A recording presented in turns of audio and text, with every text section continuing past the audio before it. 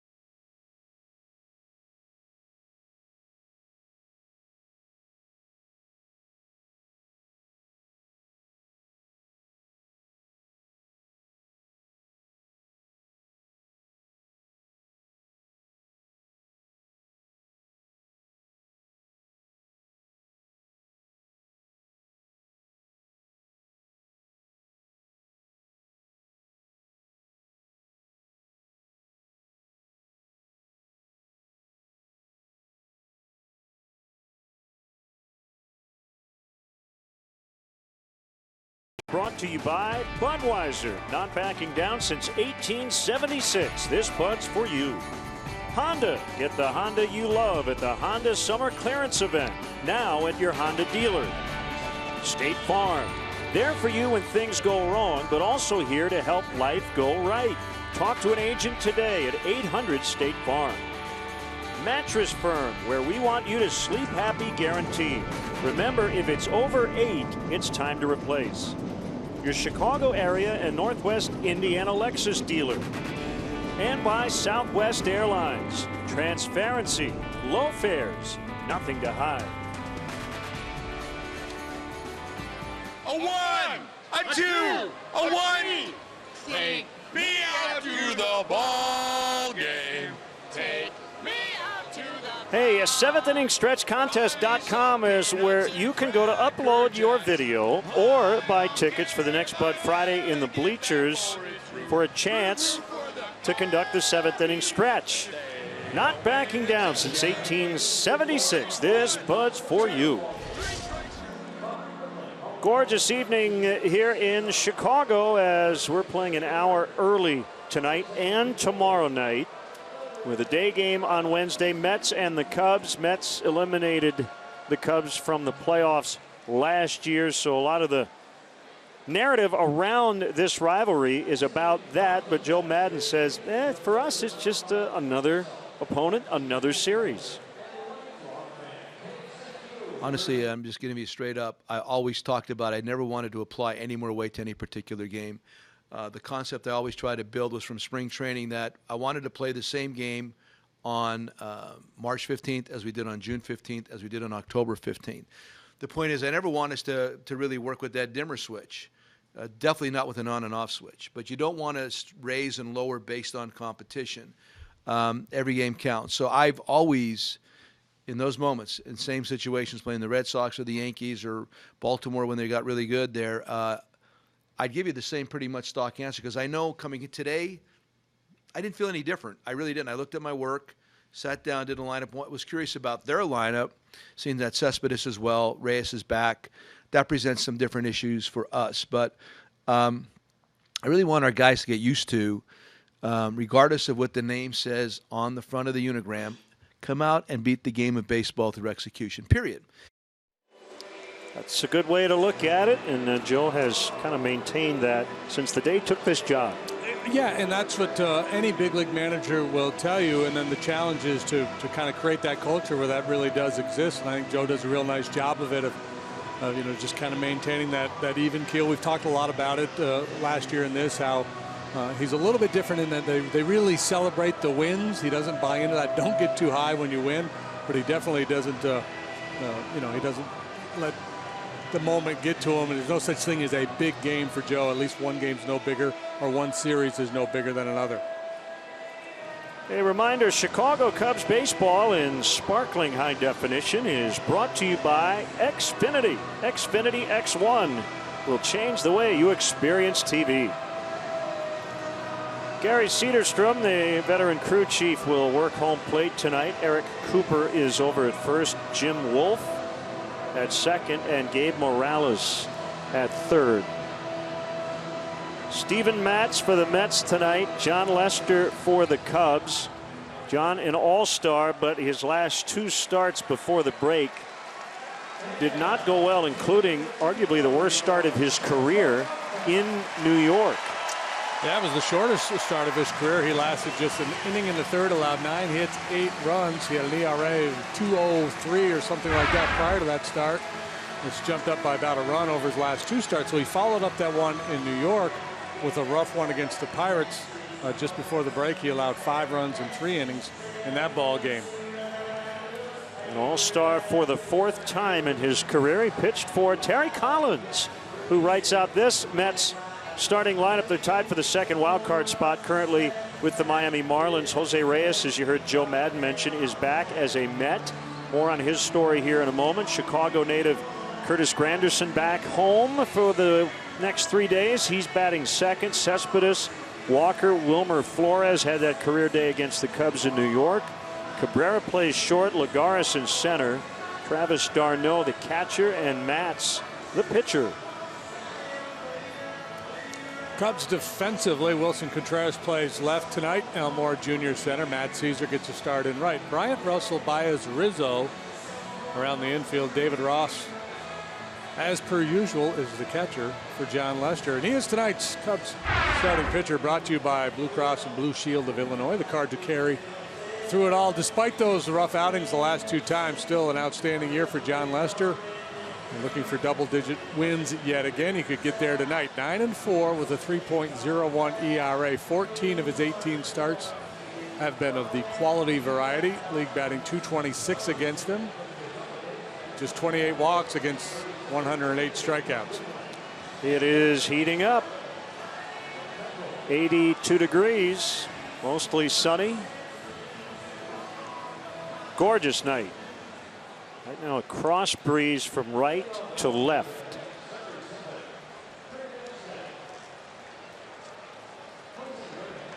Switch batting. Jose Reyes is back with his original club. Shortstop by trade, but he's playing third base. David Wright done for the year after neck surgery.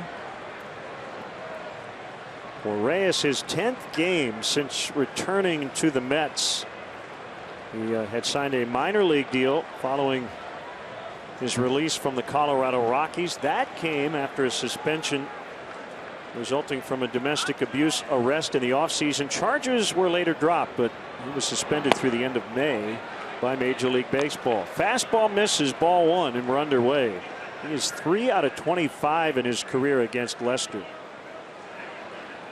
Bunt's always an option with Reyes. Hasn't played the speed game as much as he used to because he's had some injury problems, but when healthy, he could still really scoot. The 1-1. Hit a ton, but way foul and out of play. Mets are weird in terms of their offense. You mentioned it. They hit a lot of home runs. Second in the National League. So they slug, but they don't do much else. They're 28th out of 30 teams in runs per game. But they put up double digits twice against the Cubs in New York. Swing and a miss. And strike three. Reyes is convinced he got a piece of that ball, but Gary Cederstrom said no. Here comes Terry Collins. Collins asking if Gary will ask for help, and I think Cederstrom's point is, well, how's he going to tell from way out there? I'm the guy right behind home plate, but I'll indulge you. I'll bring him in, see if they saw anything differently. Sometimes a base umpire will see a little change of direction that the home plate umpire did not detect.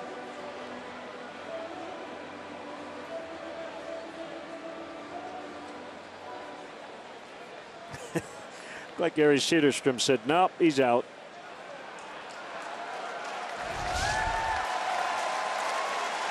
That's the breaking ball. Can't tell.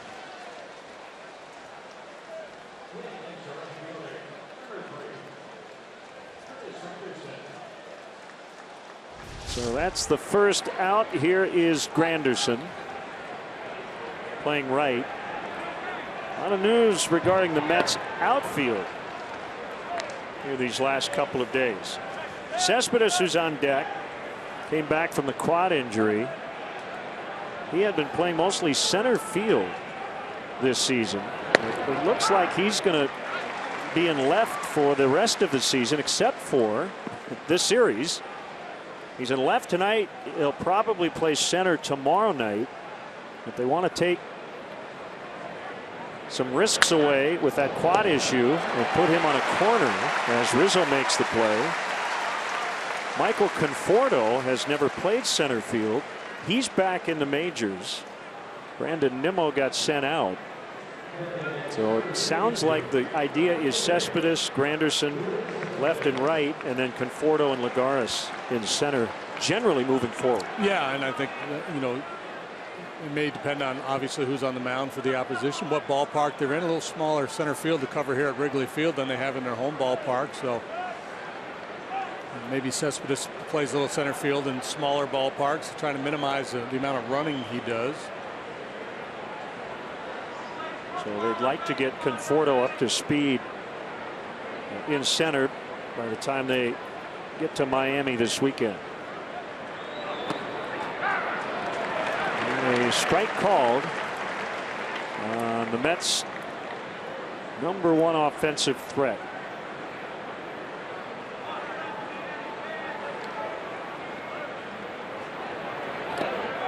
Swing and a miss. So last year they get Cespedes, and they were a completely different team offensively in the second half than they were in the first half. And this year they've had Cespedes the whole way, but they've been a lot better in July than they were earlier. They're scoring over 5 runs a game this month. Yeah, they're having the same kind of turnaround without the impact of adding a bat. You know, only the Padres have scored more per game this month than have the Mets. Swing and a miss. John Lester with a 1-2-3 first.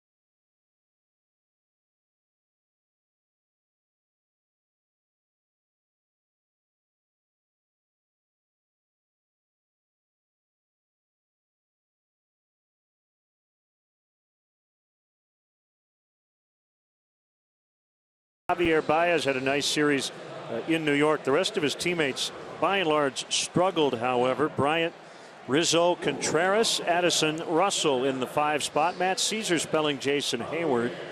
Almora in center. David Ross, first action since coming off the concussion DL, with the pitcher Lester batting 9th.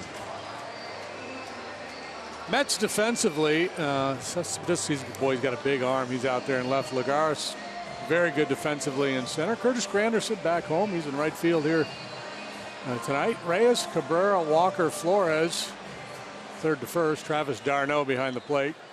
And the rookie left-hander Steven Matz. 6'2", 225 years of age, 7-5 with a 3.38 earned run average. League bats 260 against him. Baez takes ball 1. Ben Zobrist is fine. He's just getting his quote all-star break, back-to-back days off. He'll be back in there tomorrow.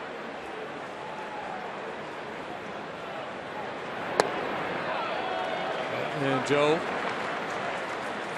always looking for opportunities to get Baez in the lineup, but especially against left-handed pitching where he's done so much damage.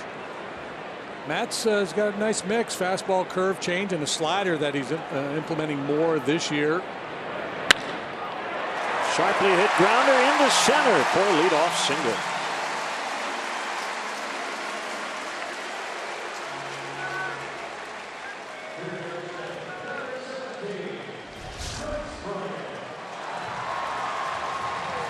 Baez continues the good work against left-handed pitching. Stays right on that one.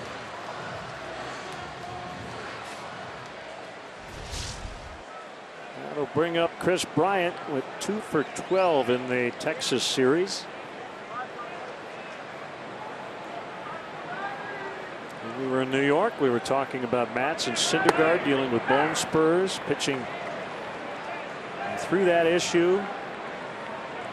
Matt Harvey underwent season-ending thoracic outlet syndrome surgery today. Say that fast 3 times.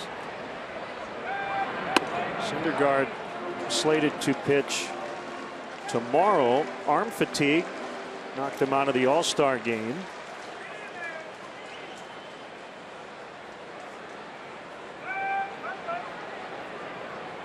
Flores holds on Baez at first.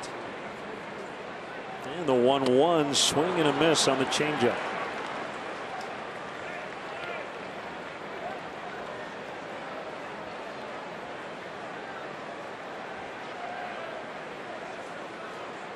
So yeah, Terry Collins was in the same dugout with a lot of these Cubs in San Diego with the National League on Tuesday night. And how about this? TC gets to manage the All-Star game. He had 4 of his own players named as All-Stars, and not one of them played. Cespedes was banged up. Syndergaard hurt.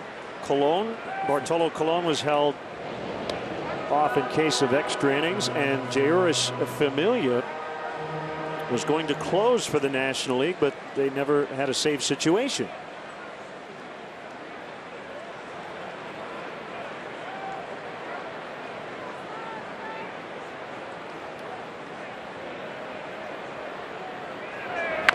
Bounced foul.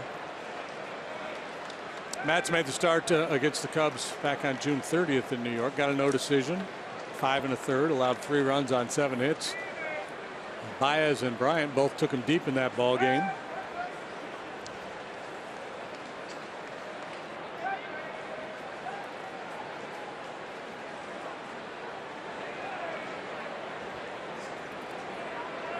Two called strike 3.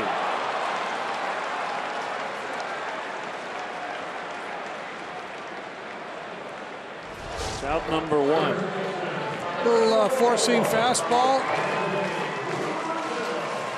Chris maybe thinking changeup or a breaking ball. He can't pull the trigger on the good heater. He can get 96. He likes to sink his fastball, but he'll also elevate with four-seamers.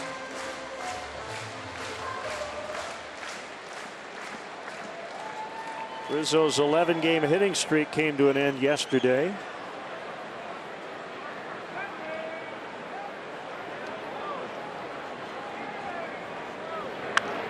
And he fouls back to the top of the screen for strike one.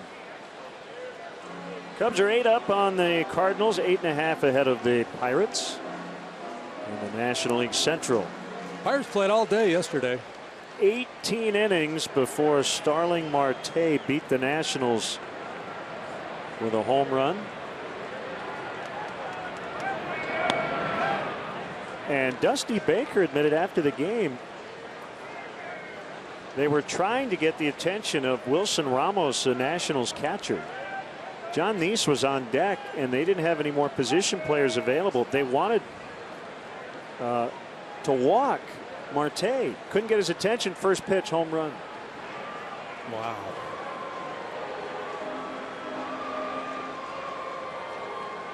Now, you could say that's on the manager or the pitching coach or somebody for not getting their attention, but it's also on the battery too, right? Understanding the game situation. Diving stop Flores, and he'll get to the bag to get Rizzo. I think it's mostly on the dugout, but yeah, I mean,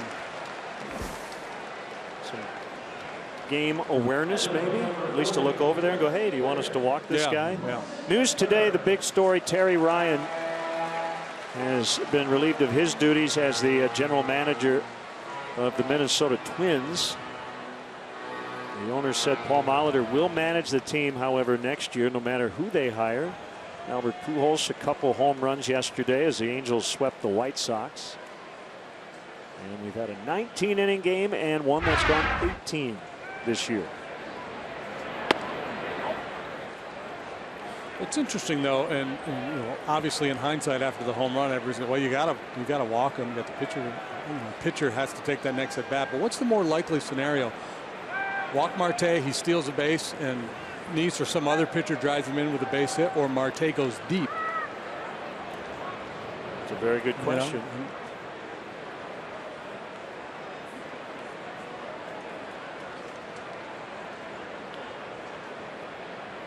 Wilson Contreras playing left.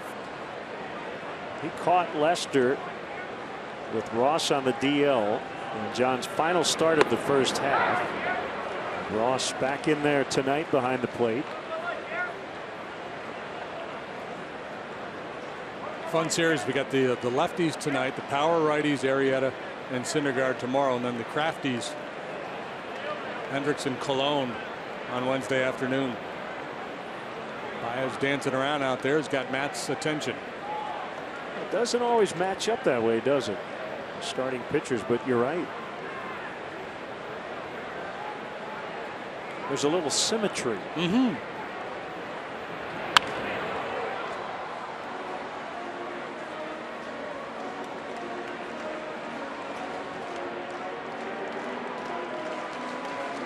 Two outs, man in scoring position. The Mets are going to defend against the base hit. They're going to take a shot at throwing Baez out on a line drive base hit. Look how shallow they are in center and in right. Lagares, the center fielder, plays a shallow center field to begin with. Doesn't much matter. Swing and a miss on 95 to end the inning. Scoreless after one on a gorgeous night from Wrigley.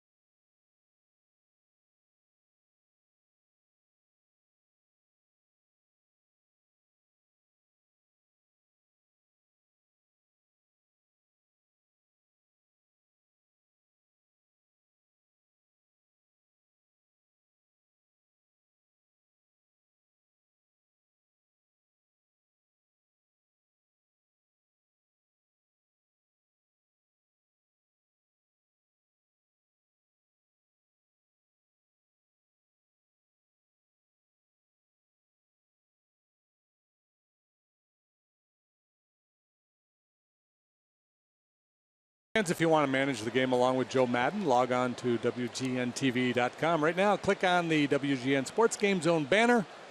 Connect to all the up-to-the-minute stats and information while you watch from home. Game Zone is sponsored by The Great Escape. Pools, patio furniture, hot tubs, and more. Everything you need to have more fun at home this summer. Neil Walker, switch hitting second baseman, takes ball one inside. Hey, happy 66 to Cindy Dove, big Cub fan who loves your humor. So be funny for her birthday. Oh, man, okay? I'll try.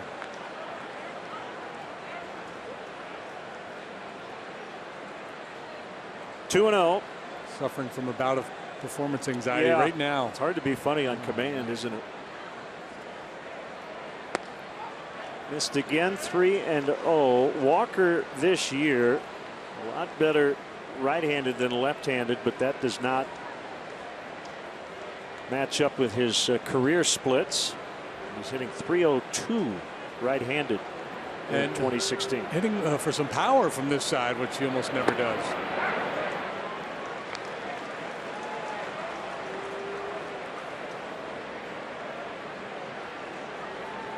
5 right-handed home runs this year already.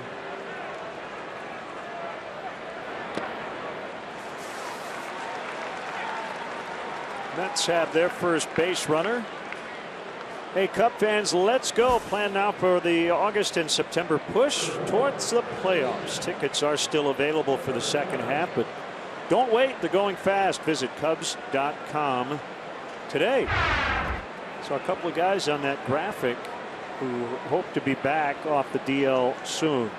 Dexter Fowler and Jorge Soler will be in the Iowa Cubs lineup tomorrow. Fowler expected to be back sooner than Soler. We could see Dexter this weekend in Milwaukee. Walker with a big lead, dancing off first, and Wilmer Flores floats one into center.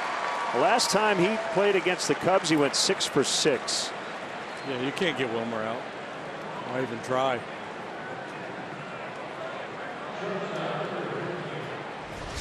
You got to be kidding me, Wilmer.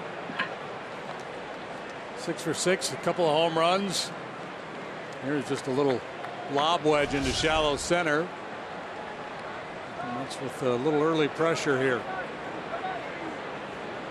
2 on, nobody out. Asdrubal Cabrera had a 2-homer game against the Cubs on July 1st in New York.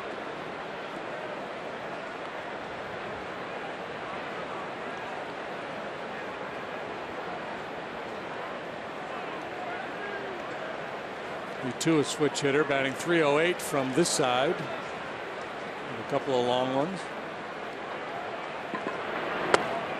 Swing and a miss for strike one. Well, we talked about the Mets being dependent on the home run, and that's who they are as hitters. They're a bunch of sluggers. They hit the ball in the air. They hit the ball on the ground less frequently than any team in Major League Baseball.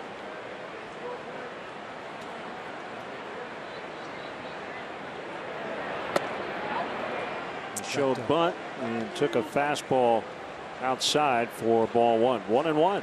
And balls in the air, fly balls, are converted into outs more than any other type of hit, more than line drives, of course, and ground balls as well. So a low batting average, a byproduct of that approach. They hit just .237 as a team.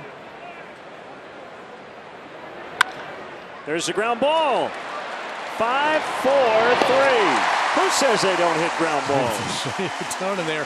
They're right near the bottom of the league, or top of the league, depending on your perspective in terms of grounding into double plays. The Cubs right there with them. It's a rare occurrence, but it's a thing of beauty for John Lester as they go around the horn. And that Cubs double play replay brought to you by State Farm. Combine your car and home insurance with State Farm and save. Find an agent at statefarm.com. And Cabrera now 0 for his last 28 with men in scoring position. Probably why he was showing bunt. So a runner at third. That's Walker. 2 outs. Here's Juan Lagares. John going to lean a little more heavily on that breaking pitch tonight. trying to make an adjustment off of his last start against them. He's already recorded more outs in this game than he did in that start in New York. They gave up a lot of hard contact early, and then even the bloops started to drop. Broken bat roller to the shortstop, Russell, and that's the inning. So Lester gets out of it. Walk, single, no runs. Still 0-0.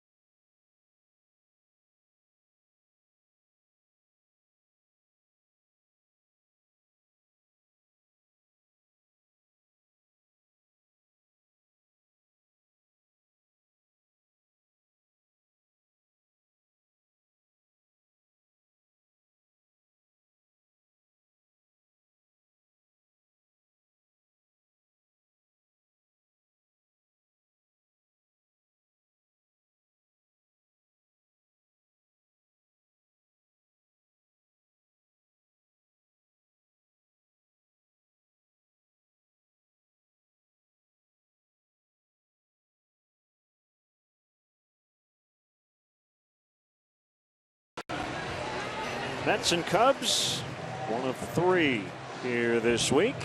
Hey, Cub fans, make sure you check out the Cubs baseball blog at WGNTV.com, sponsored by Jeff Vukovich, your nationwide insurance agent serving the area for 38 years. To join the nation, contact Jeff at jeffvuk.com. Nationwide is on your side.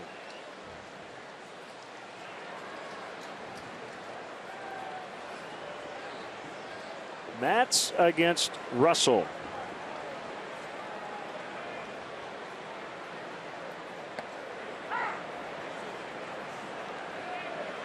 It's pretty easy, 95. Yep. Certainly not a max effort delivery. Mats grew up a Mets fan on Long Island. So Talcott, New York, about an hour east of the ballpark.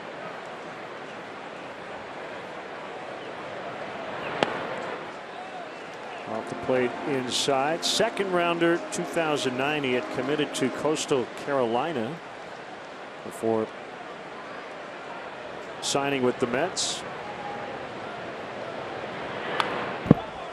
The guy who signed Steven was a Long Island scout working for the Mets, Larry Izzo. He had handed Steven's dad his card when he was scouting for the Expos years earlier. Steven was 10 at the time, but he saw something in a young left-hander even back then.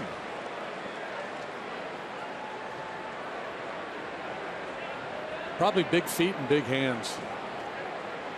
And left-handed.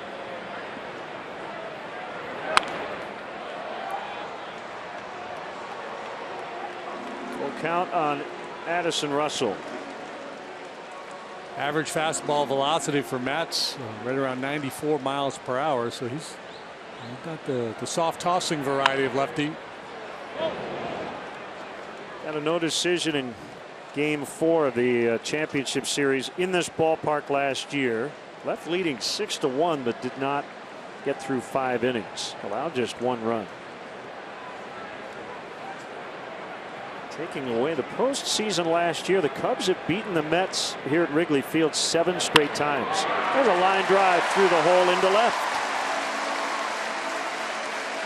Well, it's been a struggle against left-handed pitching this year for Addison, but of late some better results. Really quiet with the lower body there, trusting his hands to get the job done, and they deliver.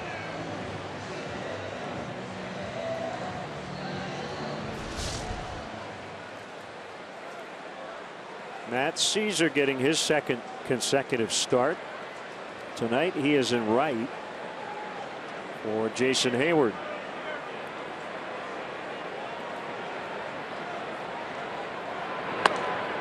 Might want to tell himself he's pinch hitting 4 or 5 times tonight. 3 consecutive hits in the pinch over 3 games, and then as a starter yesterday went 0 for 3. Yeah, he should go sit down at the end of the dugout and just before his at bat. If Davey Martinez can know, hey, Caesar, grab your bat. You're going to hit right here. Get that surge of adrenaline.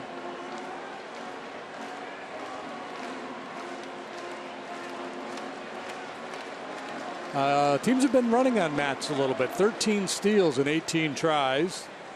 Darno, the catcher, has caught 19%. That's well below league average.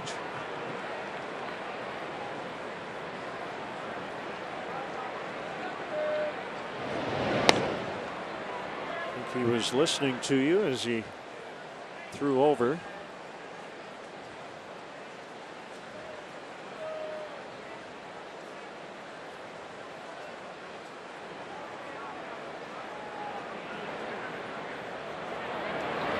Swing and a miss, strike 3.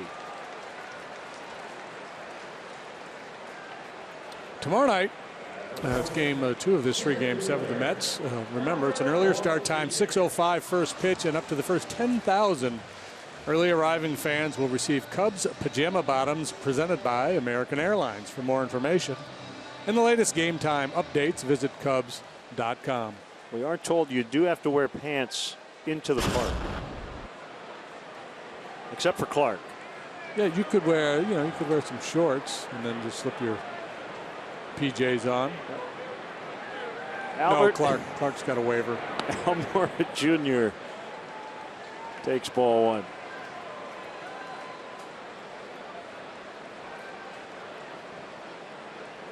Great catch up against the wall yesterday, and he survived to tell the tale.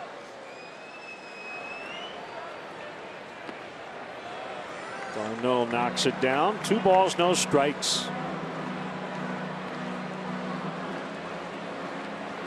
He has not played a lot, Albert, but he's made a number of sparkling defensive plays already.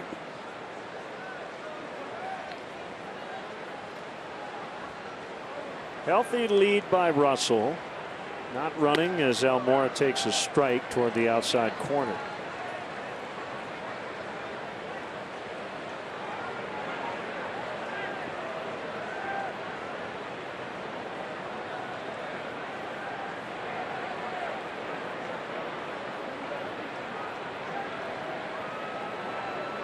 That's ready. A 2-1.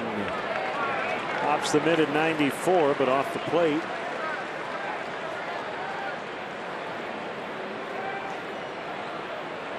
Still a little sunshine out in center and right. But the field mostly in the shadows of the grandstand.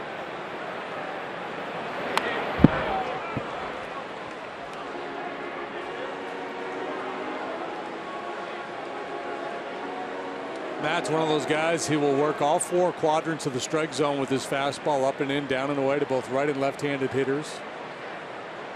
Showing that good curve ball and the changeup so far here tonight.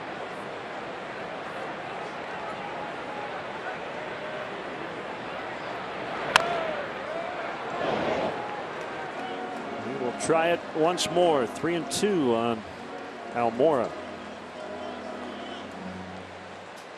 So not as dependent on the changeup as Cole Hamels, who we saw twirl another dandy here yesterday, but kind of a similar approach. Hamels with that 94-mile-an-hour heater. Big hook. Driven deep left. Cespedes has it right on the edge of the warning track. Sounded good, but I guess he didn't get the fat part of the bat on it. Maybe toward the end.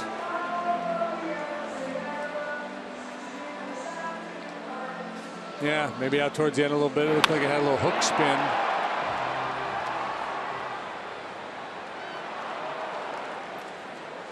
That will bring up David Ross, activated from the disabled list.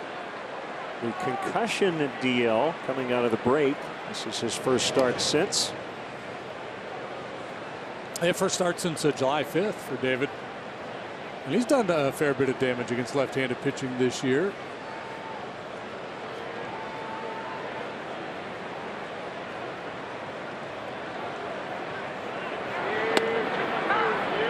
Looks to ambush that first fastball, so the Mets go breaking ball on 0-0.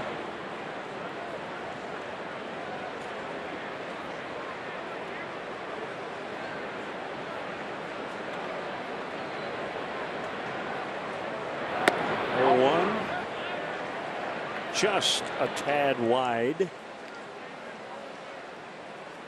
So low batting average at 234. You saw the other rate stats. Excellent. 351 on base, 439 slug for the Cubs backup catcher.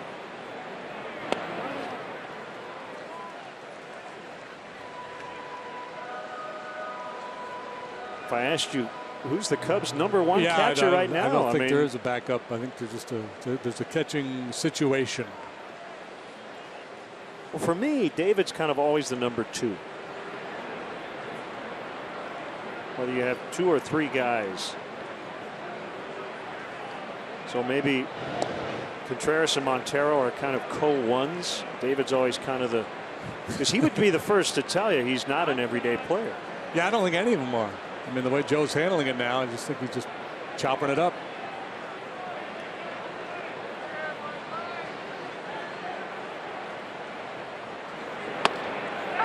Two.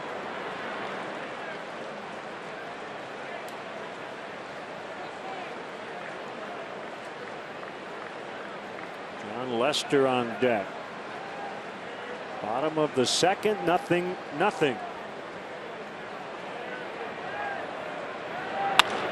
Ground ball to short. Cabrera will get it to Walker in time. That'll end the inning. Cubs waste the leadoff single for the second straight inning.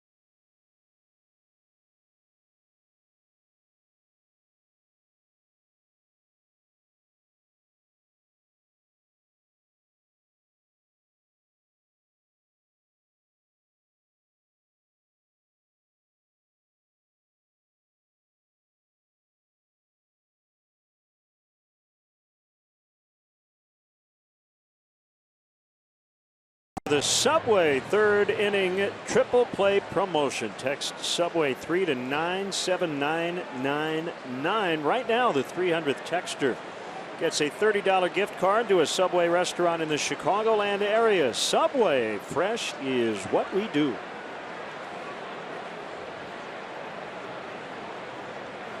Scoreless third inning. John Lester to Travis d'Arnaud, and a strike. d'Arnaud 5 for 9 against the Cubs in New York. Part of a really good recent stretch. Check those guys out. They're here again. They were born in the wrong century. Backhanded pick. Bryant. Strong throw to get him. Typically on a John Lester start, it's a busy night for the gentleman on the left side of the infield. Second chance for Bryant. He started that big double play last inning. Cutter in on the right. He gets a lot of ground balls.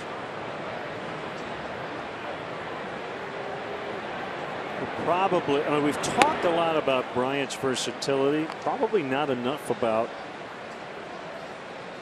the quality of his defensive work at third. It's gotten better this year, and he's played there less frequently than he did last year. Yeah, and it got better as the year went along last year too. I think early on, you get maybe a case of happy feet, a little too quick with the feet. The footwork wasn't particularly smooth, and that led to some errant throws. Just a matter of settling in.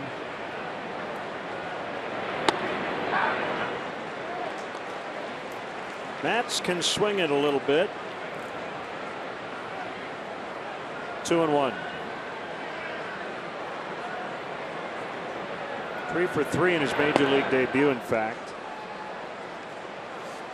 And you know, I think with Bryant at third base, I think the perception by some may be that because Baez will take over there from time to time and Chris will go to the outfield, that Chris is just not that good. But it's not. It's a matter of Baez being so good that sometimes that's the preferred setup for Joe.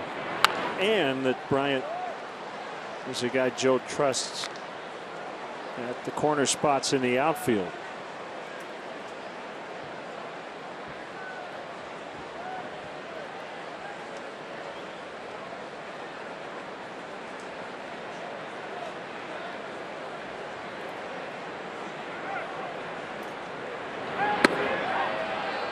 Matz walks. Pretty good AB work by Matz there, forcing John to throw pitches and ultimately reaching base. Catch that outside corner with a heater and just missed.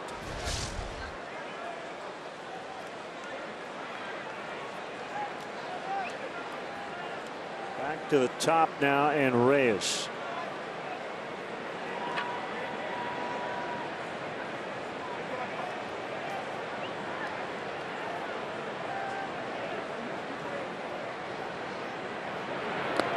Swing and a miss. A-Rod has homered for the Yankees tonight. They lead the Orioles 1-0 in the second. Number 696.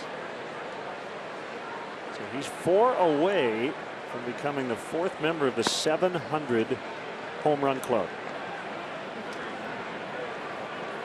Yet not a lot of fanfare. Well, yeah, there's a taint to it.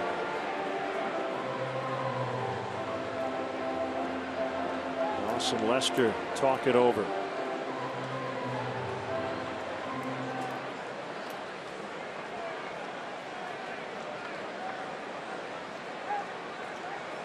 Well, they had Reyes flailing at that curveball last time, and he took an ugly hack at the first pitch here in this sequence. Breaking ball way out of the zone.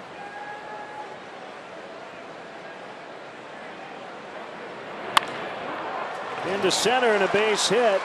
Matz will stop at second. Yeah, Reyes has always been able to get on top of that high fastball. So here the Mets go again. They had first and second, nobody out in the second inning. Double play ball cleaned that up. Now it's first and second, 1 out. Pitch up in the zone. Reyes right back through the middle. Granderson has good numbers against John in his career, and he's been really swinging the bat well of late. So an early crisis situation here for Mr. Lester.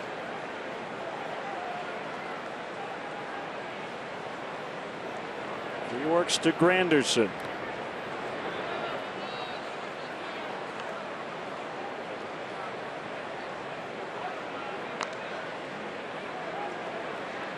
Granderson homered off John in that ball game in New York for his career. He's 14 out of 46. So he's seen a whole bunch of them. That's a .304 batting average. That was prior to his plate appearance here tonight. He's hit 3 home runs off of John. Southside native, and he and some of his teammates will host a baseball clinic tomorrow for over 150 kids from the Chicago Park District Summer Camp. It'll be at Curtis Granderson Stadium at UIC. Great facility.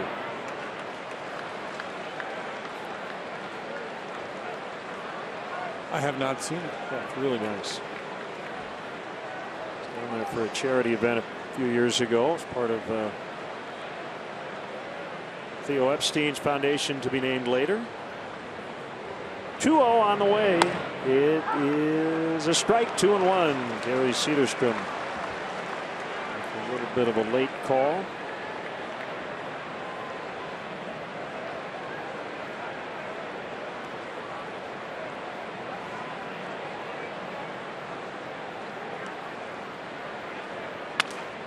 Broken bat grounder. Bryant, did he tag him? No.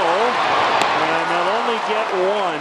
That is Reyes at second. He tried to tag Matz as the pitcher ran through. So first and third, 2 outs.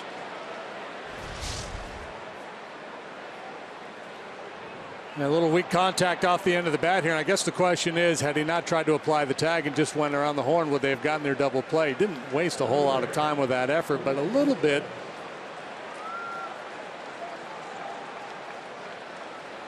It would have been a tough double play.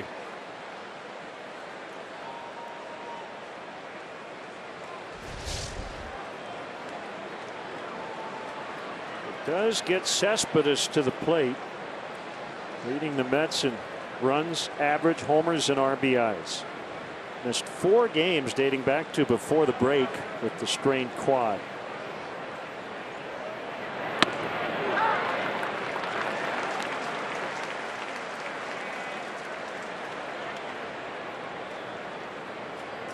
Cespedes is a guy, I think, you know, especially with Lester's arsenal, he can throw that cutter in on his hands up.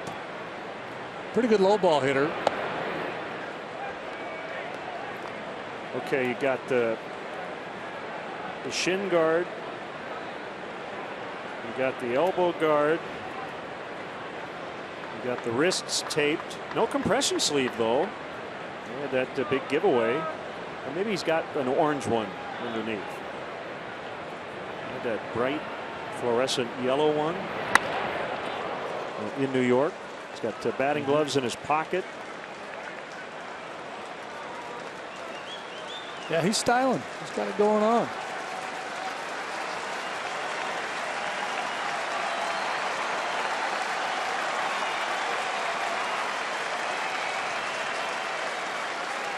Well, the door is open for John now. Got him 1-2. Maybe chase breaking ball. Looks like maybe they're going to try to elevate here.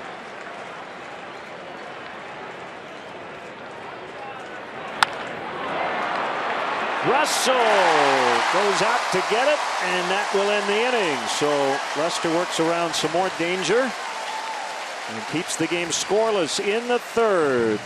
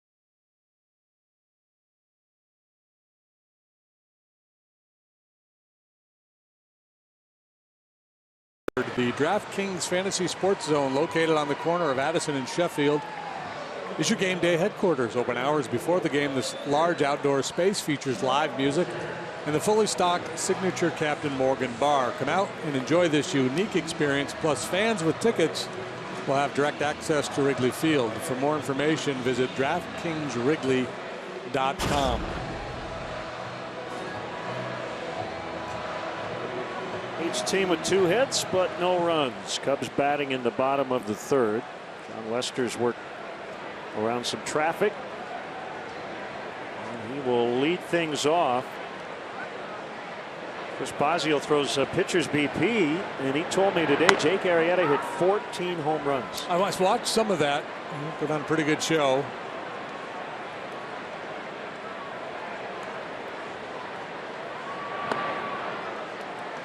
You might see pitchers in some sort of home run derby by next year. I think the groundwork has been established.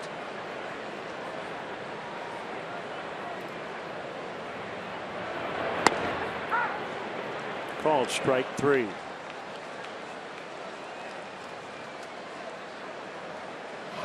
Well, 1 away now, Javier Baez. There'll be a whole bunch of pitchers that'll be in the All-Star game. Well, we don't really want to pitch. We just want to participate in the home run derby. Well, Terry Collins could have used Bartolo Colon to pinch hit. He homered in San Diego earlier this year.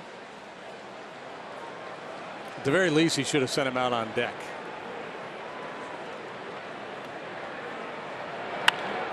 Baez is 2 for 2.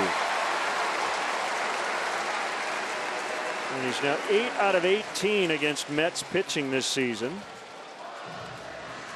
Got our Bud fan cam coming up a little later. If you'd like to send us a selfie, it is hashtag Bud Fridays on Twitter. And we may include it on our iPhone-like graphic.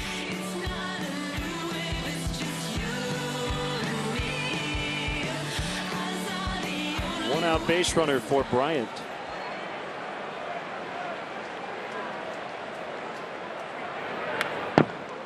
Talking about summer camps, the Cubs baseball summer camp will be at Wrigley Field tomorrow for a day visit, VIP tour, player meet and greet before the Cubs and Mets play game 2.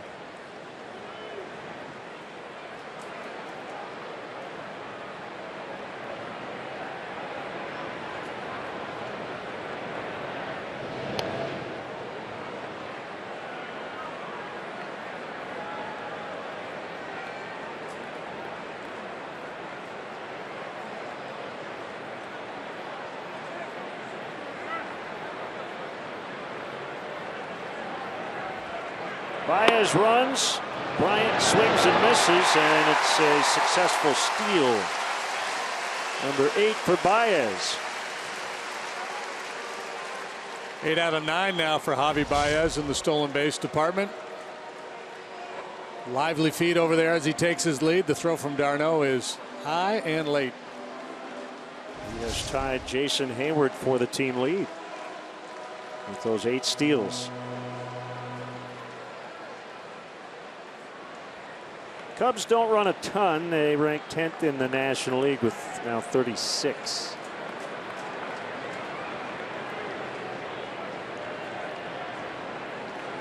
No, they don't steal a lot of bases, but pretty good base running team. They go first and third. Aggressive and usually smart on the bases.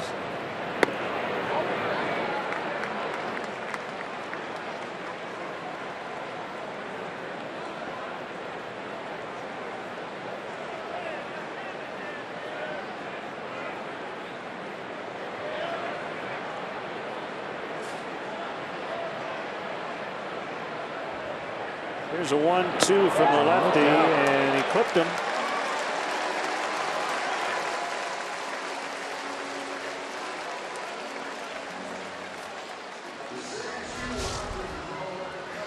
Close shave. Just got his sleeve. You see, they're trying to throw that high fastball, and he just overcooks it a little bit inside. Well, the Cubs with a chance to draw first blood.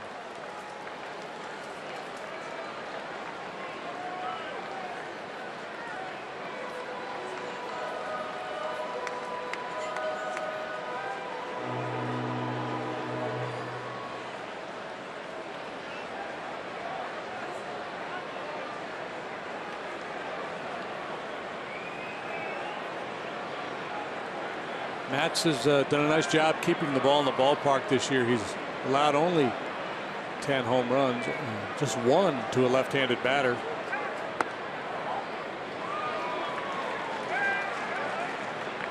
Matz took 2 out of 3 from the Phillies prior to this series. A 1-hit shutout for Jacob deGrom yesterday, so bullpen well rested for Terry Collins. deGrom's first career complete game. The only hit was by Zach Eflin, the Phillies starting pitcher. You mean a Disney movie? Zach Eflin? Yeah. Efron. Oh, okay. There's a reason he's smiling. Gave up 1 hit and was to the opposing pitcher. How about that? 5th time that's happened in Met history. Well, you can speak to this. The day after you deal like that's like the best day ever, right? Yeah. For a starter. You are walking on air. Yeah, when you pitch well, when you come out for BP, you wear your jersey with your name on the back. If you're getting hammered, you wear a pullover so people can't see your name. And just skulk around in the outfield, complain about the umpire, manager's fault, shouldn't have left you in there that long. Catcher's putting down the wrong numbers. The great Christy Mathewson, the Hall of Famer, said it's very important in this game to make excuses, to have excuses, to be able to rationalize away failure. It's good for the mental health.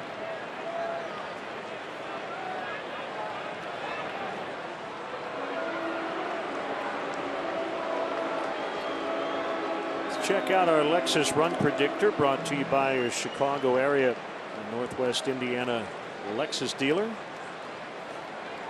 Mets have been stingy, giving up runs in this spot.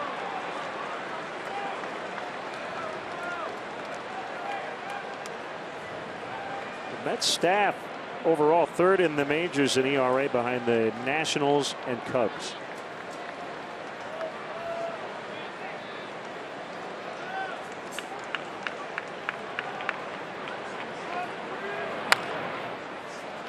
Foul. The Mets coming into play tonight, 6 games behind the Nationals, and they've had a very difficult time beating Dusty Baker's club.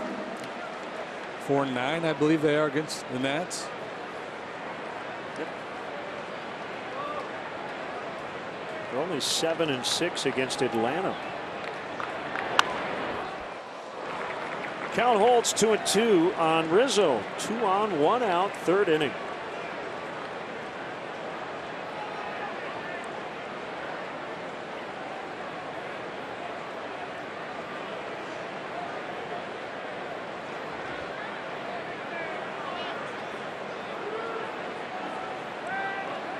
That's really slowing it down here. Now steps off, and it's Darno to give the signs again. Lagares really cheating towards left center.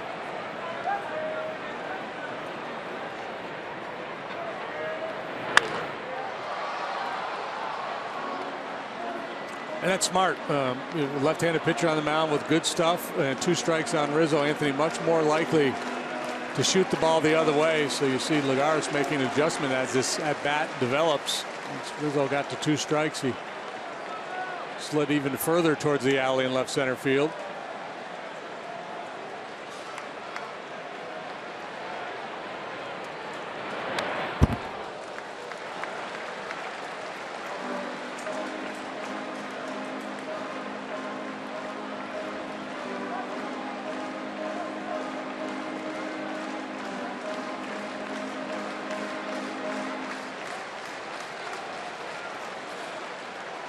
Baez, the lead runner at second. Bryant at first. It's number 9 to Rizzo.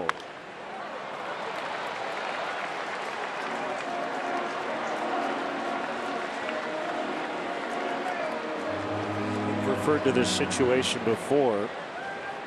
The last thing you want to do as a pitcher in this spot is just go, wow, I'm just going to throw it right down the middle here. You get frustrated. And actually, number 9 was a pretty hittable area. Rizzo cranks it, and it's gonna go. 3-run homer for Rizzo. 3-0 Cubs. Boy, did he earn that. Fought off a number of tough pitches, battled. Matz and d'Arnaud were staying pretty much with the heater there, and then they decided to fool him with a changeup, or at least try to fool him with a changeup. Matz did not make a good pitch, and Rizzo made him pay. He floats this thing up there about belly button high. Bye-bye.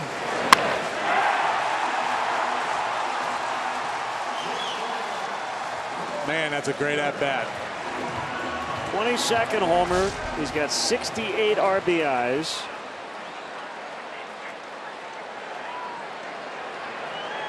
One swing of the bat, and the Cubs now lead by 3.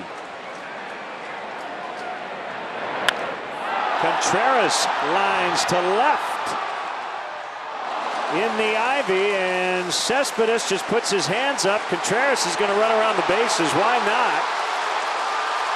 And he's going to be sent back to second base.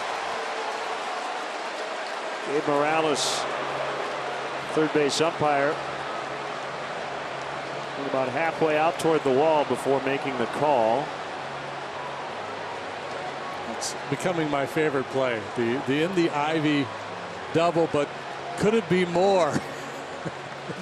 The anxiety that goes along with it. Dan Warthen, the pitching coach of the Mets, is going to trot on out there. Crowd is reacting because they thought Cespedes should have reached in, but I don't think we can see the ball. There is a leaf that drops. That's not the ball. Some birds floating around out there. A little shrubbery, but no baseball.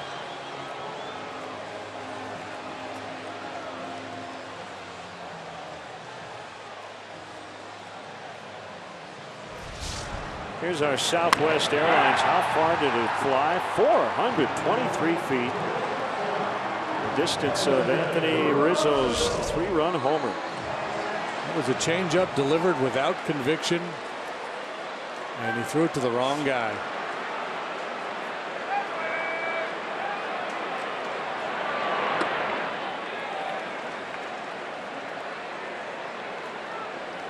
One and 0 on Russell.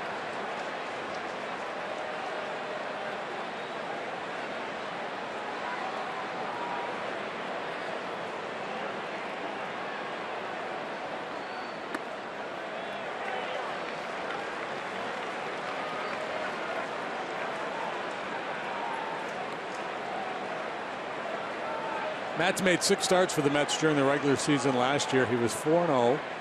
He still qualifies as a rookie this year. Another ball hit right on the screws, but this one caught. Lagares has it.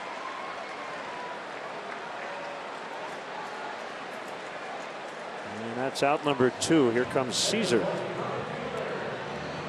On your scorecard, do you differentiate between fly balls and line drives? I do. What would you call that one? I call it a line. L8. Yeah. I had L8, and then I circled it. It's kind of a hybrid line drive. Okay. I like it. Yeah, that was a bit of a tweener. Yeah.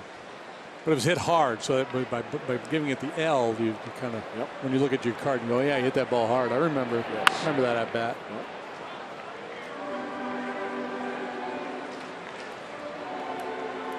Pretty soon they will design scorecards with big boxes. You put all kinds. You'll be able to write the exit velocity in there. 8 circle 102. Launch angle 33 degrees. LA 3-3. Ooh, what a play by Walker.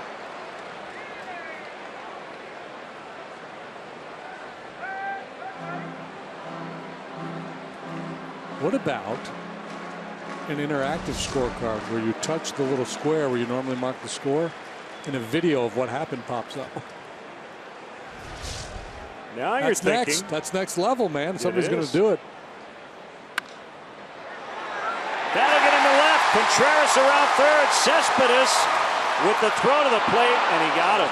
Got to send him there, 2 outs. But as you mentioned, Cespedes has a great arm, and that was a picture-perfect throw to get Contreras. The Cubs, however, have a lead. Pitch number 10 of the at-bat. Rizzo with a 3-run homer.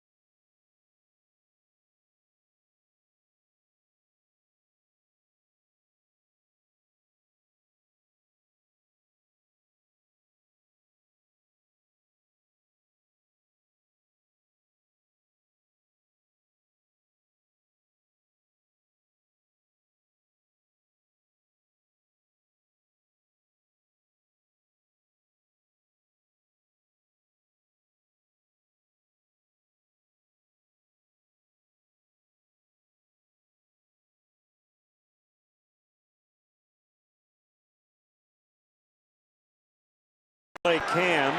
It took a perfect throw to get Wilson Contreras, and that's exactly what Cespedes delivered. Yeah, that's a bit of a roll of the dice there by Gary Jones, but with 2 outs, I like the play. You know, he's got a big arm out there, but you're hoping he's a little bit offline. Maybe one hops the catcher, especially as you work your way down towards the bottom of the order. Absolutely. Yeah, I mean, the result was bad, and you're going to get a lot of. You don't send him there. But with 2 outs, they're almost always going to do it. Ground ball toward right, and it'll be Baez to make the play. Because here's the other thing. If you don't send him, it requires basically another hit to score a run. So it comes down to math. Are there better odds you're going to score there with a throw coming from left, or that Albert Almora Jr. will get a base hit? So if the guy's hitting 280, or is there a 28% chance? I mean, okay. Let's say there's a 70% chance he's going to throw him out. You still might send him. Still have a better, mathematically, a better chance. Correct. Yes. You don't send a guy if there's an 80% chance, is my point. You get a lot more leeway in that spot with 2 outs.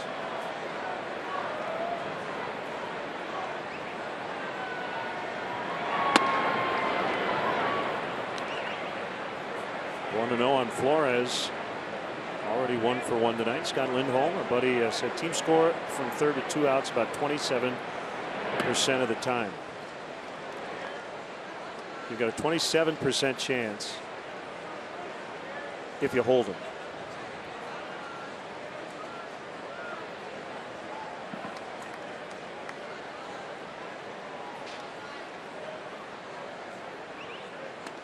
Three and 0.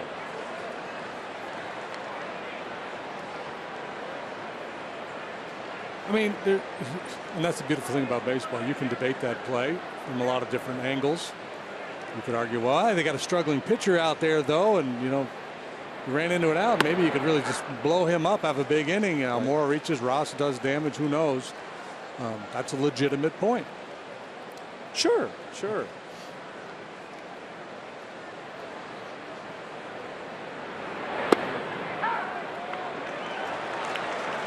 But the people who second guess it after the fact are a lot of the same people.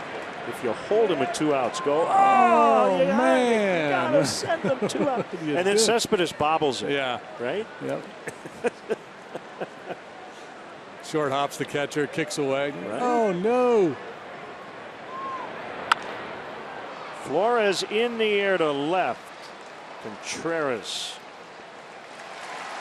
2 outs, and for this 3-game series with the Mets, Giordano's famous stuffed deep dish pizza and Vienna beef have partnered to create the Grand Slam pizza, sold exclusively here at Wrigley Field. It features Vienna beef hot dogs baked inside Giordano's stuffed deep dish pizza, served with tomatoes, onions, pickles, and short peppers. They and sport peppers. I don't know what I said. And then they put a little mustard on it. And it will only be available at the concession stand near aisle 122 in the right field concourse. I will try it, but it would be bad form for me while I'm doing play-by-play. All right, I'm going in.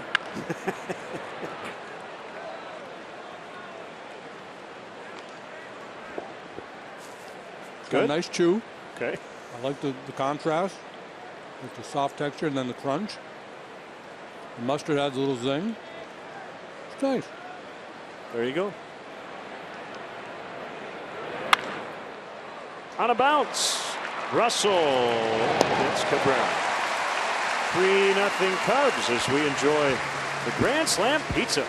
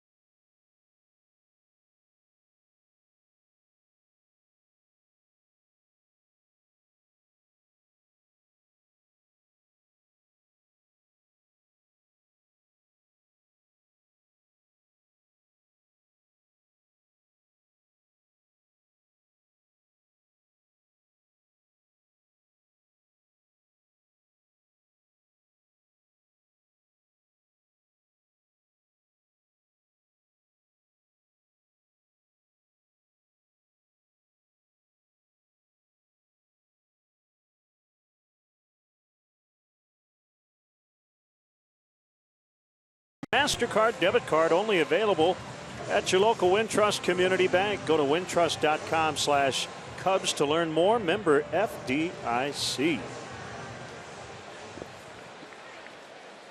3-0. Cubs have the lead on the home run by Anthony Rizzo.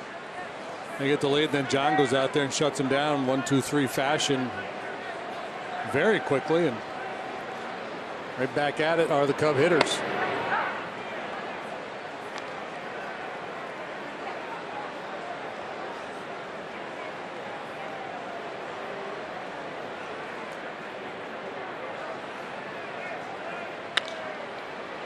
A couple of bounces to the shortstop.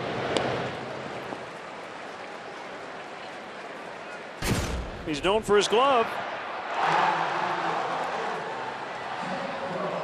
That was a really tough play to end the ball game on Friday, I believe that one was. And then this one, giving it up, running into the brick wall. Spectacular.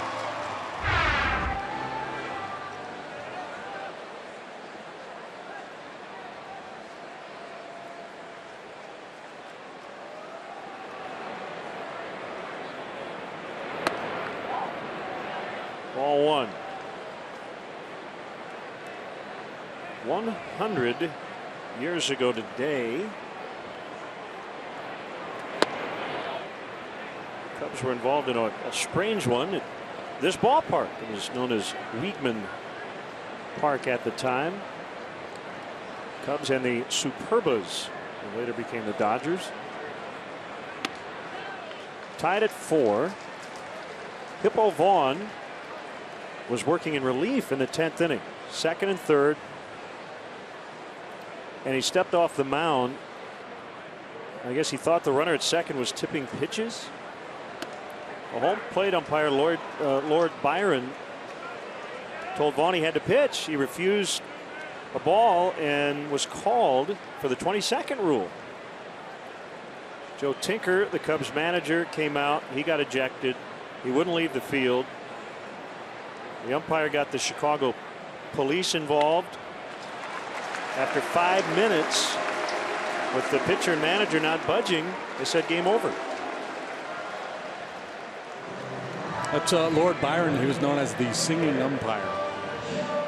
Well, if he was singing that day, it was not a ballad. No, he once threw Casey Stengel out of a ball game, singing to the clubhouse, "You must go, you must go, you must go," to the London Bridge song. My Fair Casey. I guess they were hoping the game would get suspended due to darkness. 1 strike on Lester.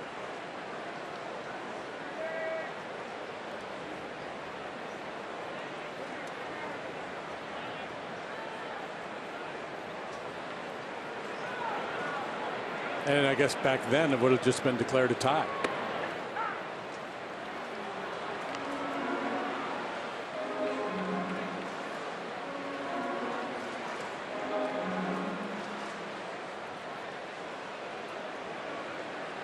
Yeah, I guess under the old rules, yeah, tie ball game, start over.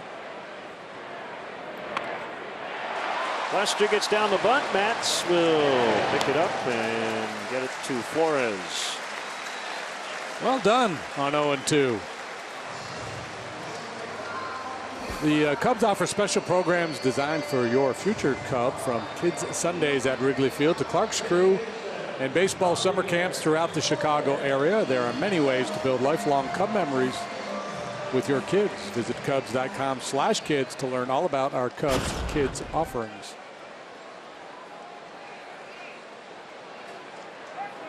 That's kind of made it easy for John to bunt that ball, laying that fastball in there for him.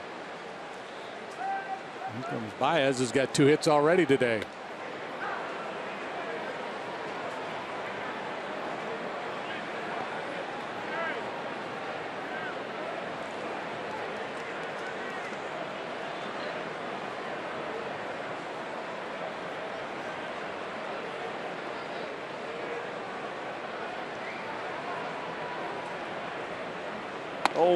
Cut and a miss. 0-2.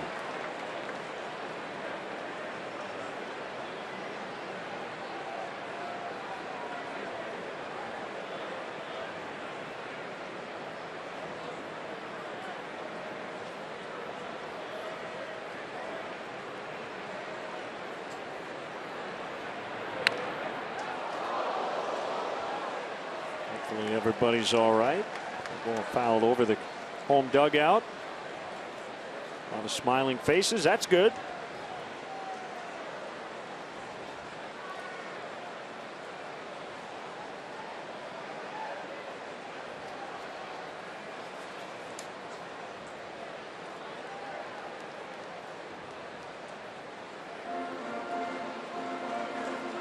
Made the comparison earlier to Cole Hamels with young Mats here, but really he's been more like John Lester, throwing a lot of cut fastballs in on the hands of the right-handed hitters.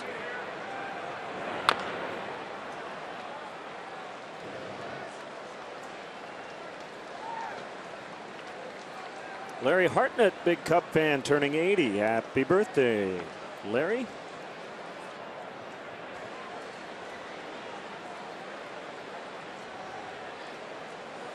Joe Torre celebrating a birthday today, 76. The Hall of Fame manager.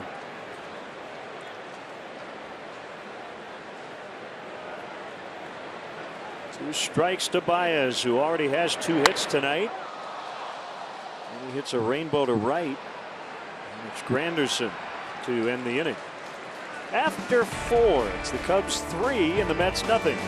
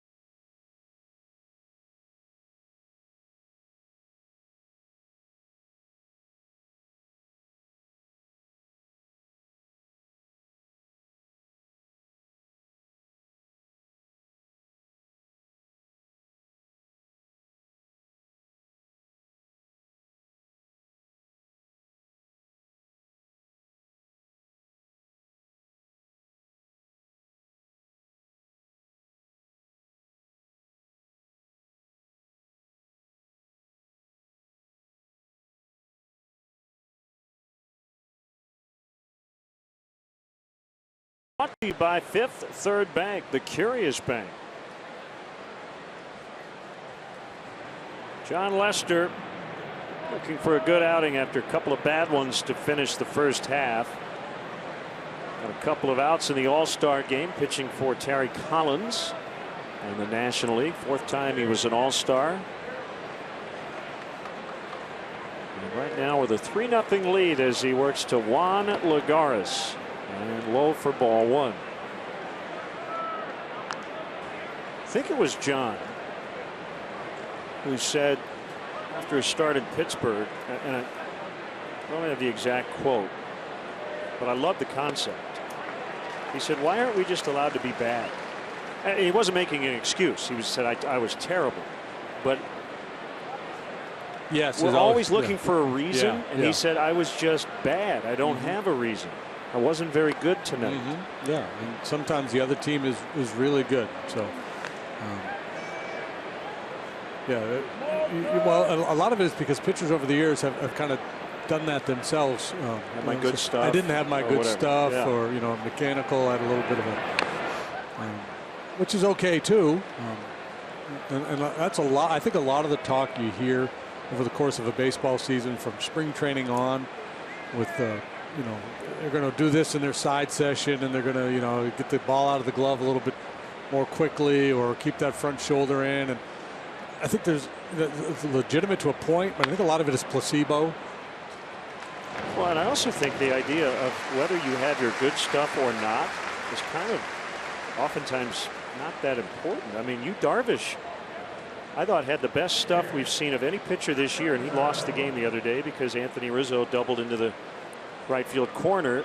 And obviously he was coming off the disabled list, but it wasn't about stuff. It was maybe he missed on a pitch or two. Yeah, and it's usually command more than stuff. Yeah. Because a lot of times the pitcher that will make the case, I didn't have my good stuff, and you go back and look at his game. Well, his velocity was like it always is.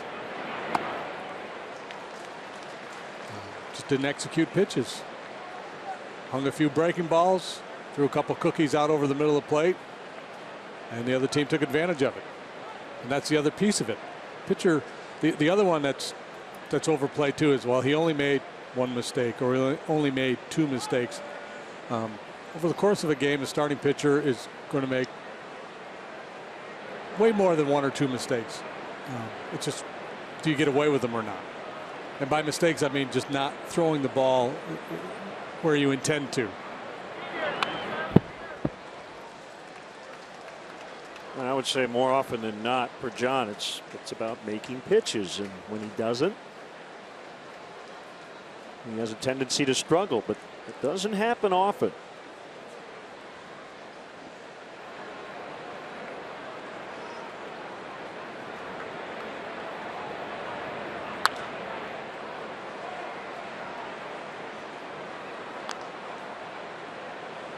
How do you get to Wrigley Field?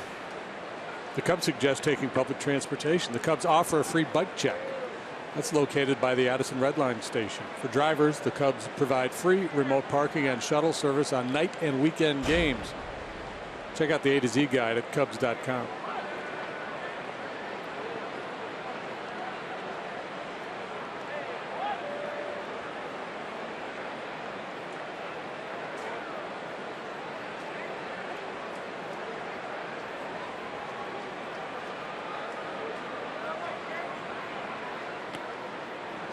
The other part of it too is game management, kind of like a golfer working his way around the golf course. A lot of times after a bad outing, a pitcher will, replay the game in their head. Well, I should have been more aggressive with this guy. I should have been a little more careful with this guy, perhaps.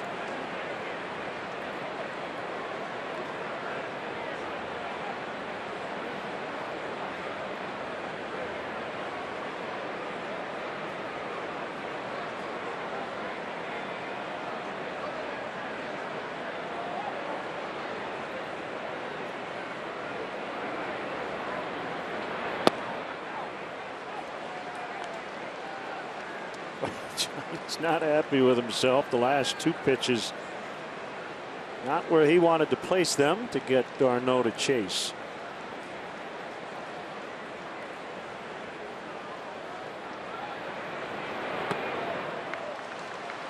And smoke's coming out of his ears now. Well, that's a great example. The 3-2 walk to Matz, the pitcher with 1 out in the 3rd inning. I guarantee he'd want that pitch back instead of trying to hit a corner, just be a little bit more aggressive. And maybe that's what he was trying to do. He just missed. And now with d'Arnaud with that breaking pitch, he's probably second guessing himself a little bit. Well, I probably could have been a little bit more aggressive, especially with the 3-run lead.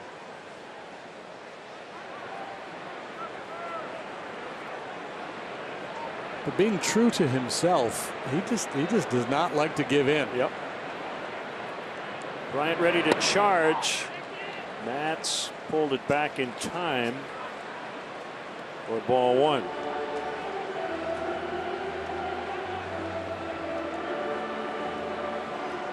Well, the way Bryant aggressively came in makes you wonder if Terry Collins might let Matz swing away here. Because if Matz gets that one down, I don't know where he places it to avoid throw going to second. Especially down 3 runs with 1 out in the inning already, and the guy in the batter's box that can handle the bat.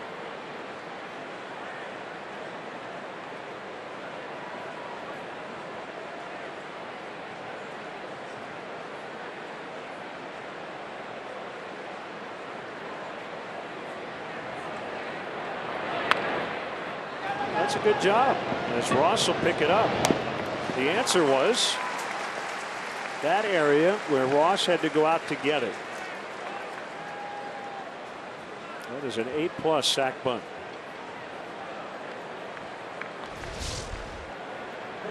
Well, just great technique. Sets the bat at the top of the strike zone. A lot of flex in the knees. And just deadens it out there in front of home plate. And now you could still question the strategy with 1 out in the inning, down 3 runs. Can't question the execution. Well done.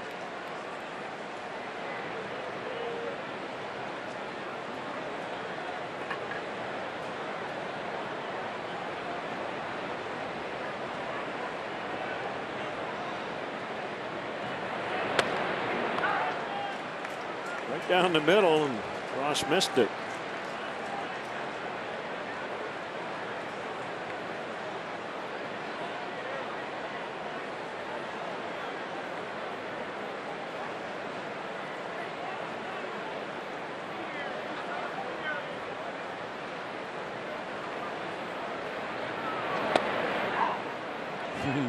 Reyes fighting to lay off of that breaking pitch.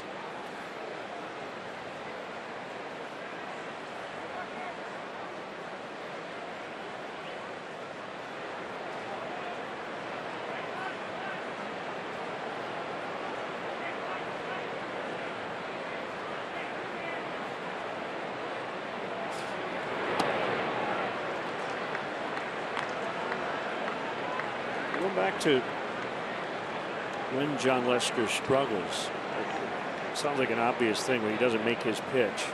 He struggles. Certain guys, because of their stuff, can get away with missing spots. But for a top of the rotation guy, Lester's stuff doesn't really match up with some other guys. That's why he has to be a little finer with his command, and he has been tonight. For the most part, the Cubs lead 3-0 in the fifth.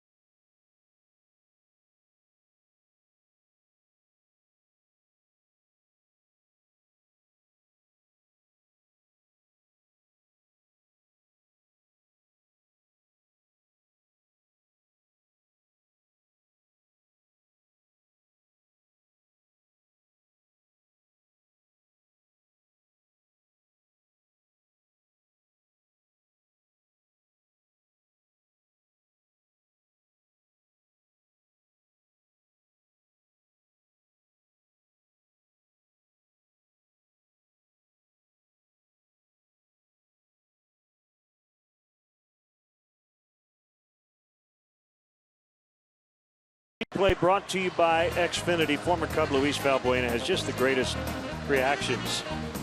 He got rung up on strike 2. Ryan Blackney thought it was strike 3 yesterday in Seattle. What? Oh, it's only 2? Okay, never mind. He ended up walking. Speed replay brought to you by Xfinity. Xfinity X1 will change the way you experience TV. Our production crew, they were bound and determined to get Yakety Sax on the broadcast tonight, so that's how they did it. Okay, that makes sense. Valbuena's been doing a lot of damage lately. Yeah.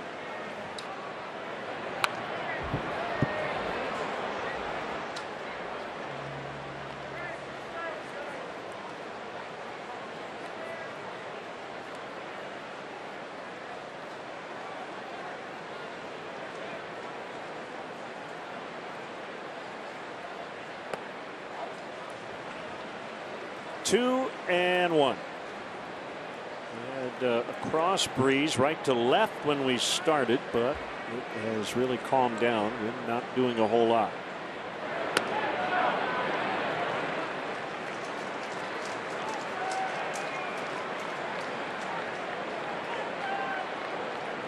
Scott looking at a fastball for strike 3 first time. Hit in the upper arm last time up. Line drive, base hit.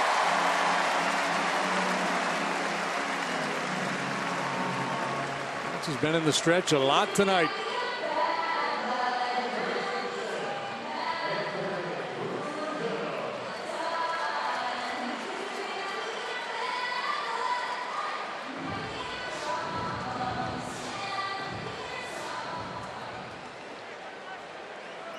What an at bat for Rizzo in the third. Kept fouling off pitches. 10th. He cranked it for a 3-run homer. A bunch of fastballs they try to change up. It was a hanger, and it was crushed.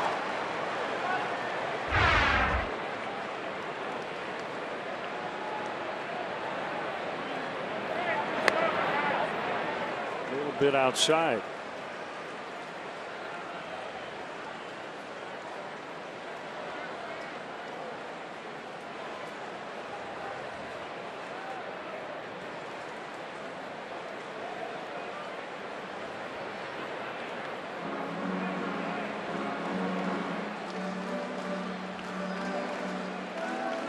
Lexus Run Predictor is brought to you by your Chicago area Northwest Indiana Lexus dealer. That leadoff man on. Scored a little less than half the time.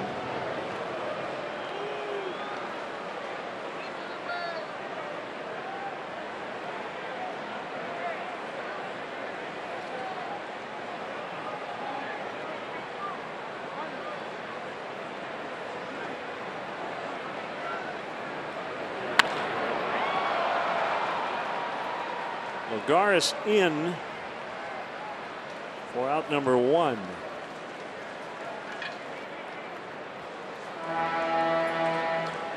On Wednesday, sit ringside with Joe Madden and Cub players and enjoy amateur boxing for a great cause. Wear your suit and sneakers, enjoy premium food and liquor, scotch tastings, and bid on great auction items held downtown in the historic Wintrust Bank building.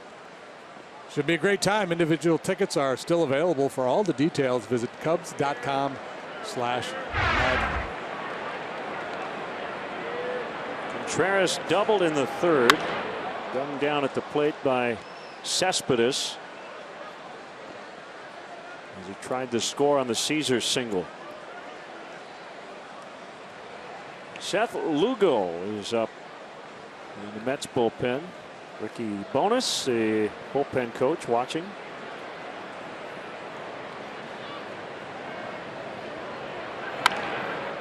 Popped him up off of first. Flores over near the tarp, and he overran it and couldn't make the play.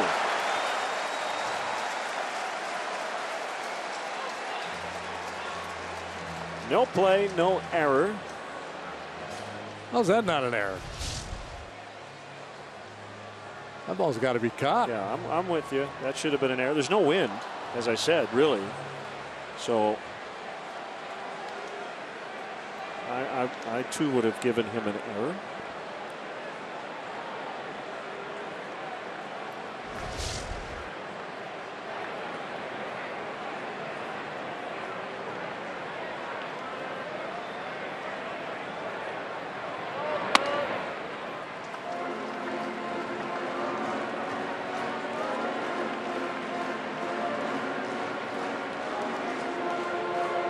Chris Bryant. Well, Chris Bryant wouldn't because he's too nice a guy, but I'd be tempted to razz for it. Hey, man, nice try, dude. You had that thing surrounded. Bryant takes off, pitches inside, throw goes into center, and Bryant decides to hold. Well, he had a great jump. And again, a high throw from d'Arnaud. And maybe a product of having to rush his throw because he sees the break that Bryant gets. Trying to be really quick here.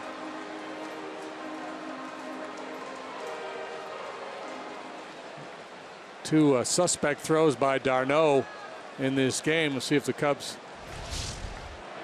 push it a little harder in the running game here. Couple of shots to get Bryant to the plate here as he's in scoring position. Make that one chance as Contreras strikes out. Matz has his 5th strikeout. Here's Russell. He's worked awfully hard here tonight. 90 pitches made, 2 outs in the 5th. Russell singled in the 2nd. He lined to center, but you circle that L8, which makes it kind of a hybrid, according to my partner. Yeah. Kind of a tweener.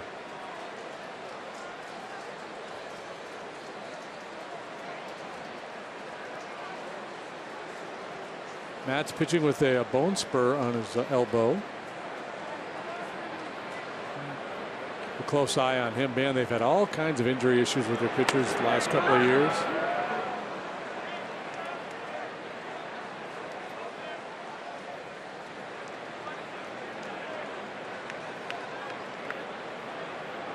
It's particularly scary because of how the Mets are built.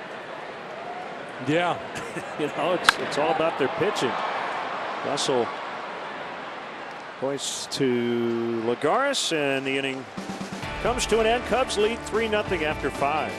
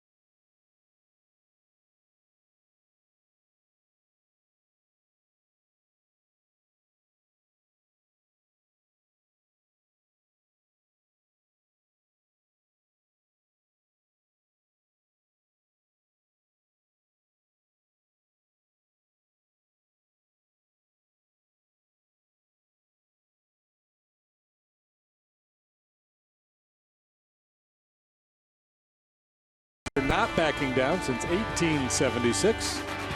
This Bud's for you.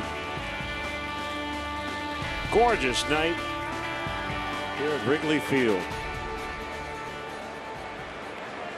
John Lester threw 5 innings and was allowed 2 hits. He has walked 3. That's probably upset him more than anything else. And he has kept the Mets off the run board to this point. Granderson hitting second in the lineup, followed by Cespedes and Walker. And the pitch.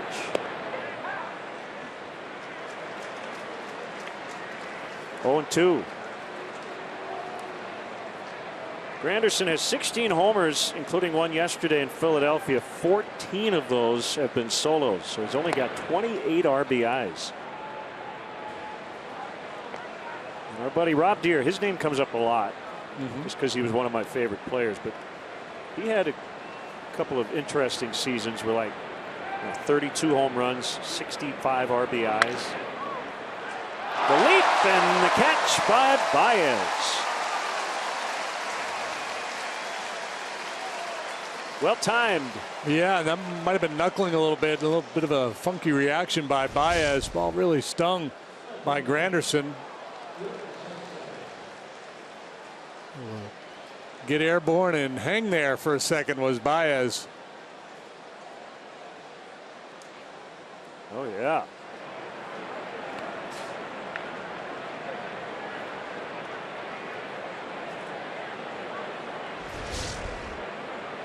Cespedes has struck out, lined out, and thrown a man out at the plate. He swings away. And skies to Caesar in right center. 2 quick outs. MLB.TV Premium, the #1 live streaming sports service, delivers everything you've come to expect and more. Watch every out-of-market game live in HD on over 400 supported devices. Includes a free subscription to At-Bat Premium, the #1 app for live baseball. Blackout and other restrictions apply. Visit MLB.TV for details.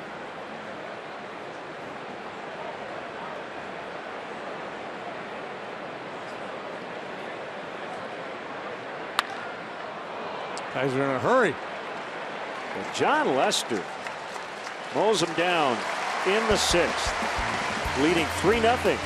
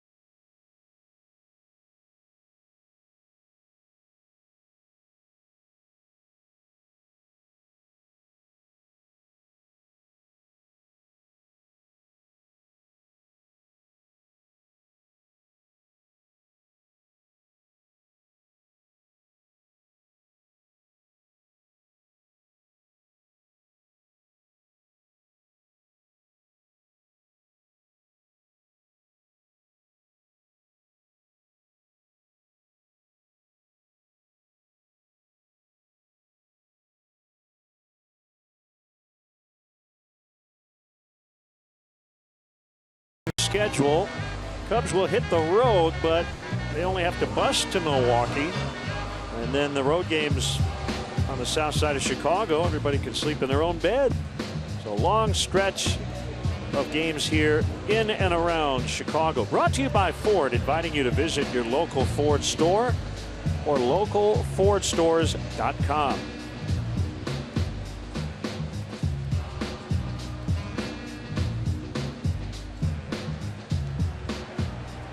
Three nothing. Here's Caesar. Ooh, that one stung the catcher Darno. Yeah, with Matz approaching 100 pitches and having some laborious innings here tonight, I thought maybe Terry Collins would pull the plug on him. And he's going to ask one more inning out of him here tonight.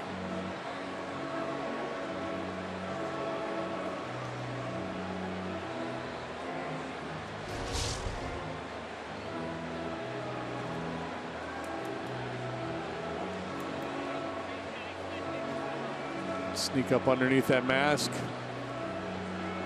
Oh, yeah.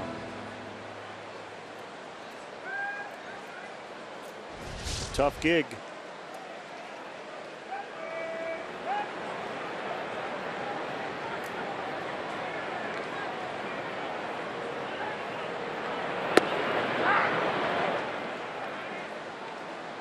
One and one. Tommy Mason celebrating a birthday. Hope it's a good one, Tommy.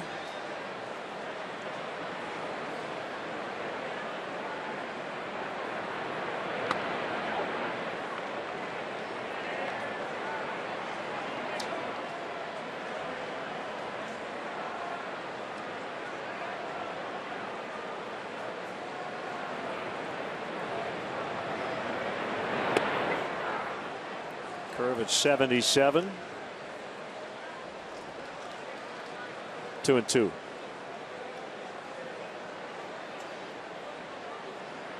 The lefty to the plate, and Caesar fouls.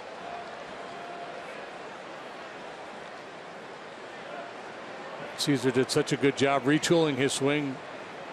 I guess it was 2 off seasons ago. Coming up through the minor leagues, he was a beat it on the ground and try to use his speed type hitter. He's completely changed his approach, sets his hands low early, stays through the ball, rolled over on that one, but much more of a fly ball line drive hitter now than he was in the past.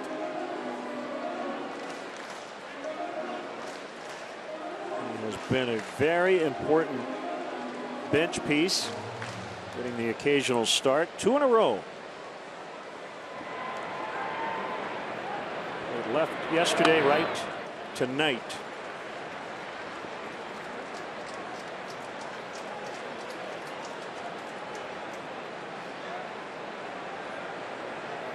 Almora and Ross also due. As Matz has gone over 100 pitches. That one clubbed into the left field corner. Fair ball. Caesar around second. He's going to stop there.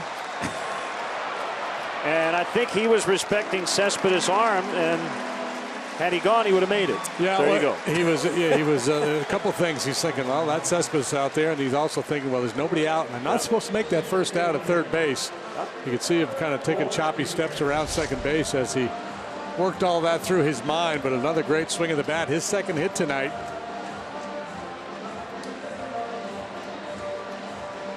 And again, yeah, that's a great example of what we're talking about earlier. You make the decision based on what you think you should do. You don't know the outcome of the throw. Yep. So that's it for Matz. Pitching change. Cubs trying to add to their lead when we come back.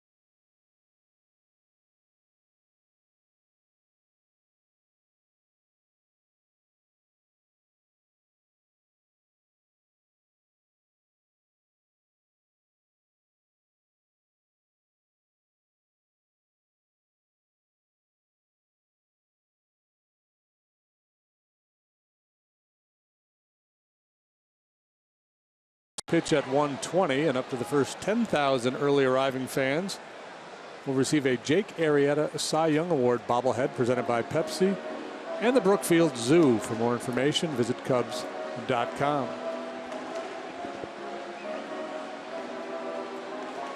Nearing dusk. Gorgeous evening. We're on July the 18th. Jacob Seth Lugo goes by his middle name. He made his major league debut on July 1st against the Cubs. 2 scoreless innings. 2 more scoreless frames 1 week later against the Washington Nationals. 26 years old.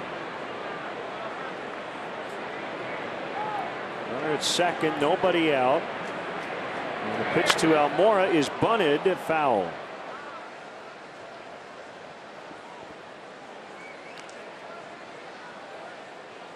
Not a bad idea there. Bunt for a base hit, and if they make a play on you, you push Caesar there to third base. Lugo, 13 starts at AAA. Also worked 6 times out of the pen, was 3 and 4 with a 6.55 earned run average.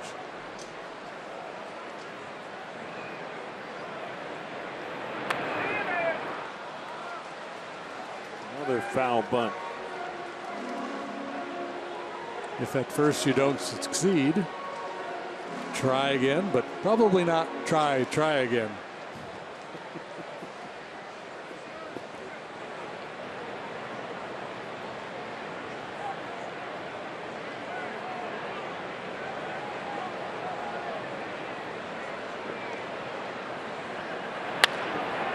He will get the job done, however.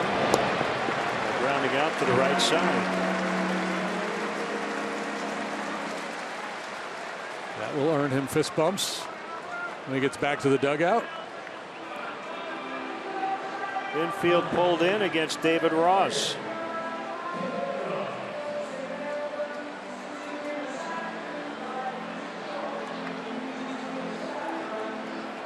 Now, sometimes a manager would say, you know what, I don't want my guy bunting in that situation or doing anything to give himself up. I want him to try to drive the run in. But especially with a young player, a lot of times just turn him loose. Let him do whatever he thinks he needs to do to contribute.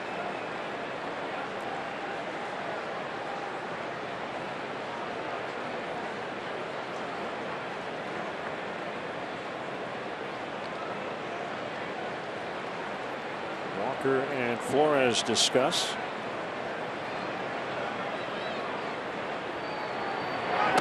And they were in a squeeze there.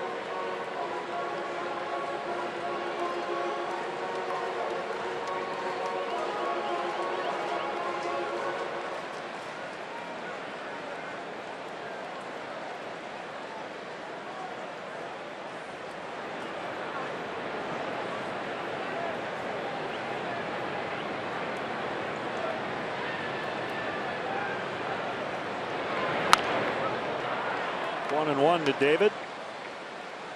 There's nobody up in the pen, so Terry Collins knows that John Lester is going to take the at bat.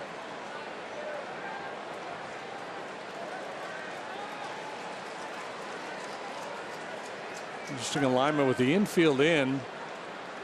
Second, third, and short, and then Wilmer Flores way in at first.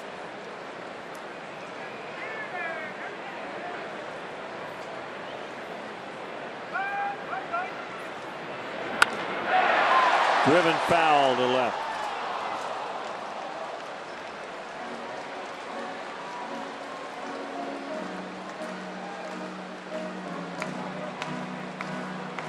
Here we go. Fastball, curveball, slider change. 34th round pick in the 2011 June draft. It would be number 1032 overall. You'd have to say he beat the odds. Yep.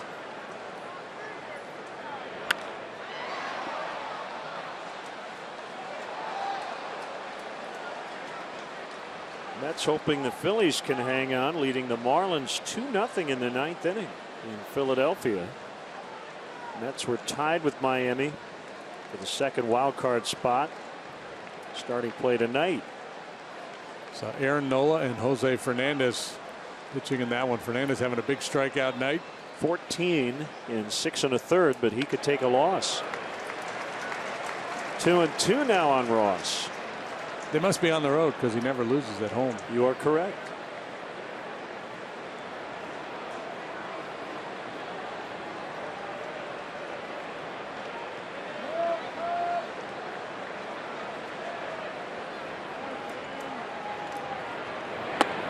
Good take.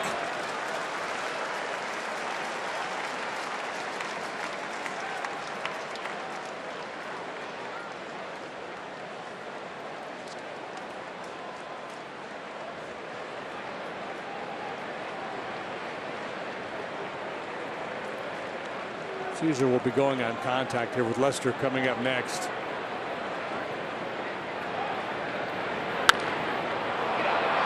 This will find the seats off of first.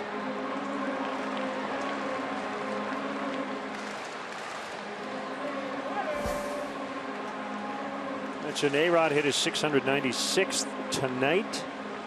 Miguel Cabrera closing in on 1,500. RBIs, and Ichiro had 3 hits yesterday, 6 away.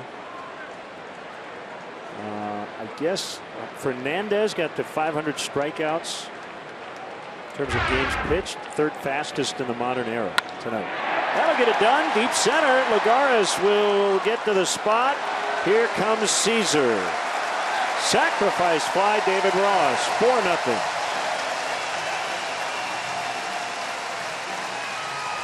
Oh, good work. Almora gets him over. Ross gets him in after the leadoff double by Matt Caesar.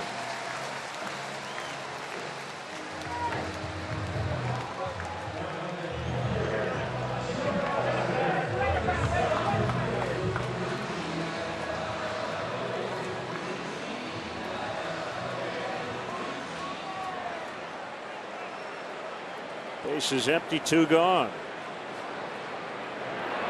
I guarantee that 2-strike ground ball by Almora will be a point of emphasis by Joe Madden in his post-game press conference.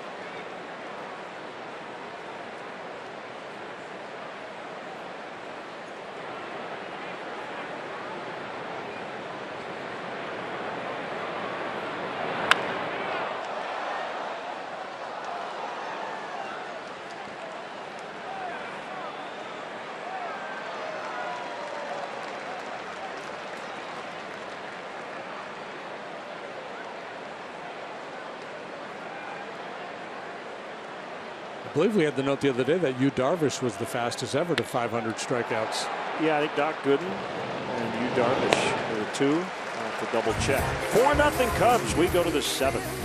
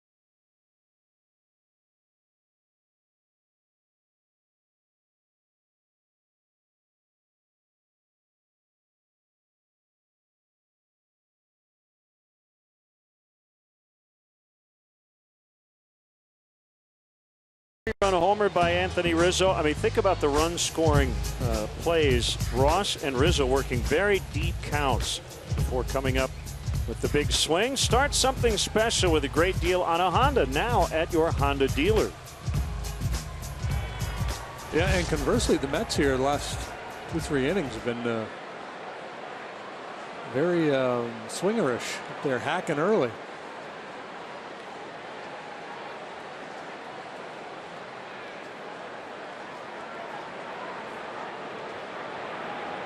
Lester into the 7th. Curve to Flores is low. He's 1 for 2 tonight. July 3rd in New York. 6 for 6. 2 homers, 3 RBIs, 3 runs. And he drives one out to deep left center. And it's gone. He homers again against the Cubs. His OPS that day went up almost 100 points with the 6 for 6. And he gets the Mets on the board. And did that coincide with the signing of Reyes? They signed Reyes to play third base, and it was almost like Flores said, "Wait a minute, fellas. I'm going to state my case here." Well, that was a good look at it from that angle. The hands back, not a lot of wasted motion. In launch mode early. And he got on that Lester curveball. There goes the shutout. So the Mets get that run back after the Cubs added to their lead. He's 8 for his last 9 against the Cubs. About 50%, or just under 50% of the Mets runs this year come via the long ball.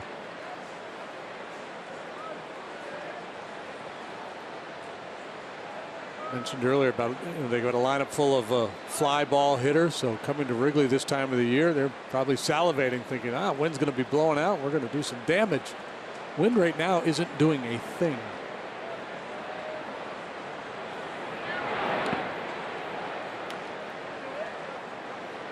Nine different Metropolitans went deep in that series in New York. They averaged 8 runs per game. They've hit 13, make it 14 now.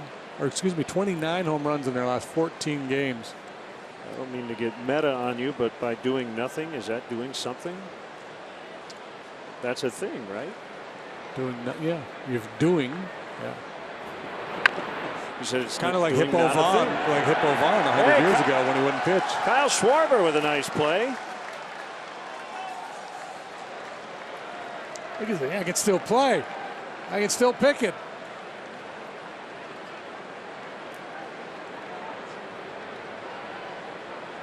Come out next Tuesday for the Kyle Schwarber caught a foul ball bobblehead doll.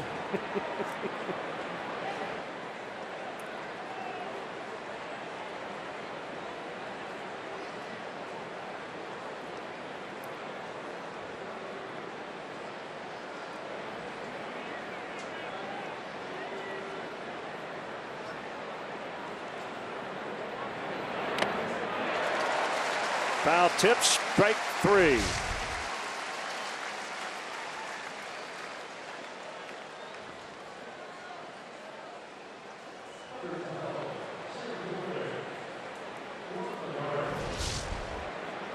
Good anticipation.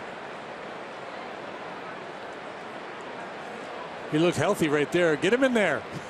Don't even start. Lester with his 3rd strikeout.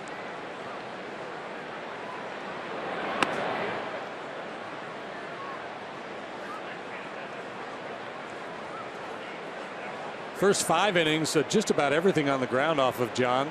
Last inning, a line out and a couple fly balls. Home run here. Sometimes that's an indication of a ground ball guy starting to get a little tired. They start lifting the ball a little bit.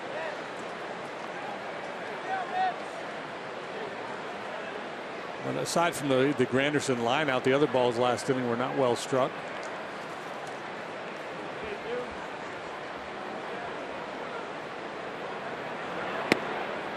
Inside on Lagares. It's 2-1.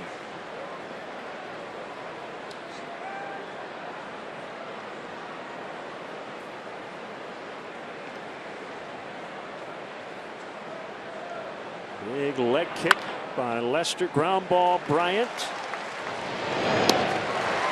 out number 2.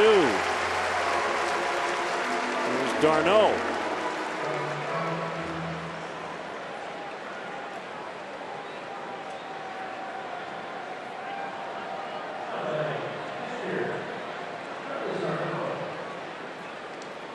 I've been keeping an eye on Jose Altuve just because it's been fun.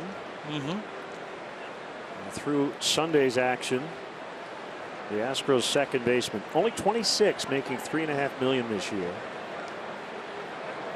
5.1 wins above replacement, 346 average, 24 steals, OPS just about 970. MVP candidate over in the American League. Lester dealing, and it is time for the 7th inning stretch. Brought to you by Budweiser. Outfield video board.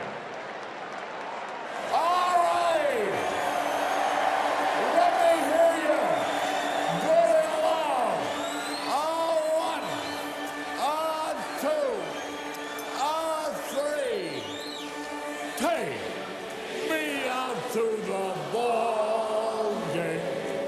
Take me out to the crowd. Buy me some peanuts and Cracker Jack. I don't care if I ever get back. Oh, it's root for the Cubbies. If they don't win, it's a shame. For it's 1, 2, 3 strikes, you're out at the old ball game.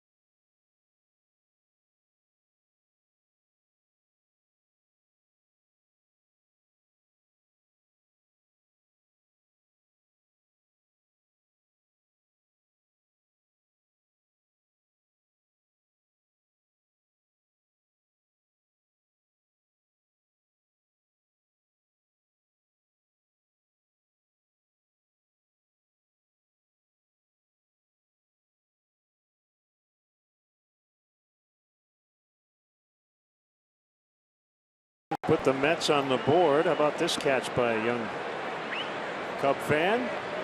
That's how you do it. Snow cone.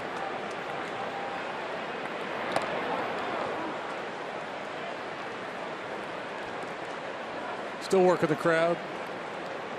Says, Dad, I'm not signing anymore. I'm locked in now. I'm watching the game.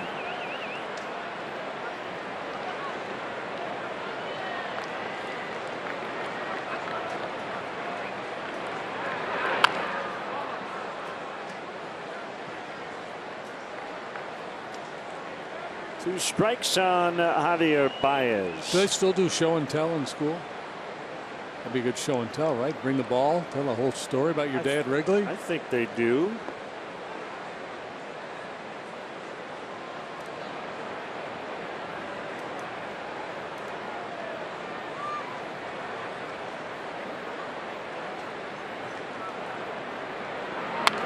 Found back. Another nice grab. This time in the upper deck. By the way, these two teams will wear 1988 throwbacks on Wednesday. So the Cubs will have the pullover jerseys. Baez in the air to center. And it's Lagares. Are we celebrating anything? I'm not quite sure if there's any significance beyond it's kind of neat to see the look of that day.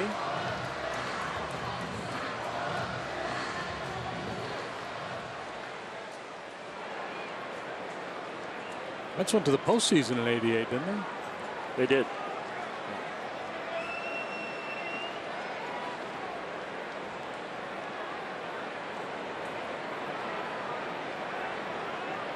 Bryant, strike one. They are. They're celebrating the 30th anniversary of their 1986 World Series championship this year. It's been a big theme back at Citi Field. That's lost to the Dodgers in 7 games in the '88 NLCS. That's when Oral Hershiser was doing his thing.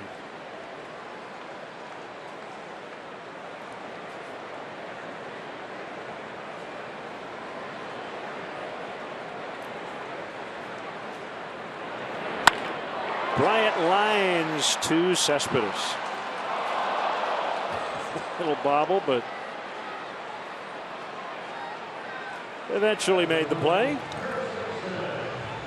Well, another real good swing by Bryant. Not rewarded this time, but on the screws last 2 times up. Steven Matz tonight, 5 innings, 8 hits, 4 runs. They were all earned. Walked 1, struck out 5.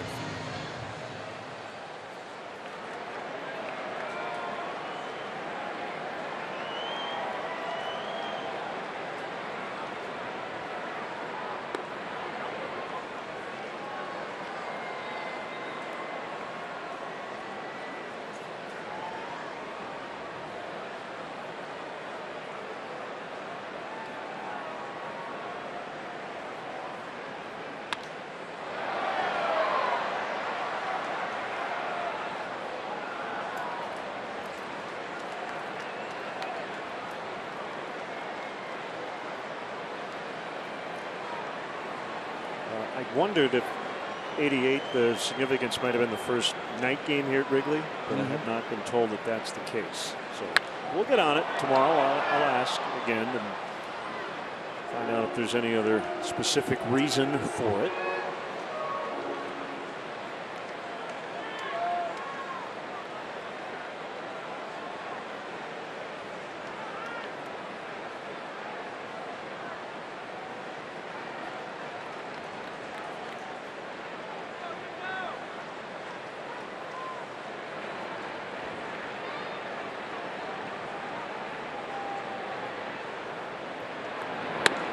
Called strike 3. No argument from Anthony. Off to the 8th. Cubs 4. Mets 1.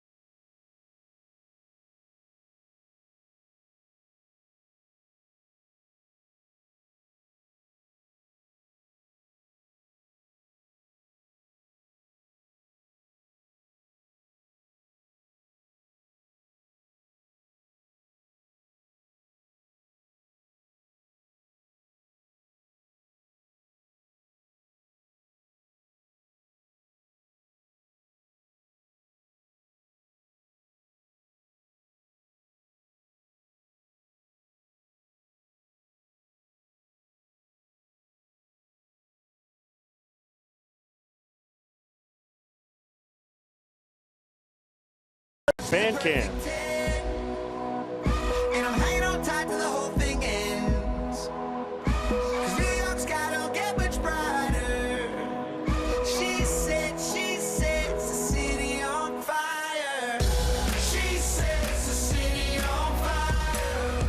Burns like a million lighters. I'm blowing up, I couldn't get much higher. She sets the city on fire. Gavin DeGraw, she sets the city on fire. Tonight's Bud fan cam. Kelly Johnson off the bench to hit for the pitcher Lugo.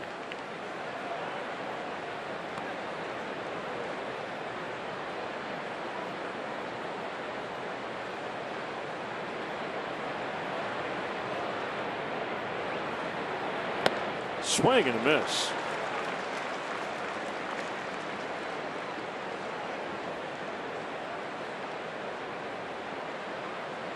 Pedro Strop. Behind the bag, it's Rizzo. Behind the bag. Always reminds me of the Buckner Vin Scully call when you see a ball hit in that area. Mattress Firm's grade 8 stat of the game. 10th start of at least 7 innings for John Lester. Brought to you by Mattress Firm, where we want you to sleep happy, guaranteed. Remember, If it's over 8, it's time to replace. Yeah, so barring some unforeseen developments here, it will be his 15th quality start out of 19. And 4 in a row for the Cubs rotation here to start the second half of good, solid work. Had an 8+ ERA the first 10 days of July, did the Cubs rotation. And limped into the All-Star break. But fresh arms coming out, looking good. 1-0 from Lester to Reyes. There's a strike. Okay, we're getting closer to the answer on Wednesday. It's an MLB type deal. It is not Cubs specifically related or Mets related. 8 teams were chosen to wear throwbacks on Wednesday. I'm not exactly sure why. Okay.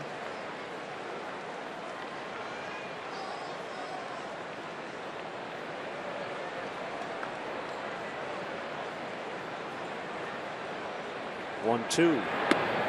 Ooh, good try. Now Wednesday is the anniversary of the moon landing, July 20th, 1969. So they should be wearing 1969 throwbacks. There you go. They landed right there. Right there. It's a good-looking orb. Elmore Jr.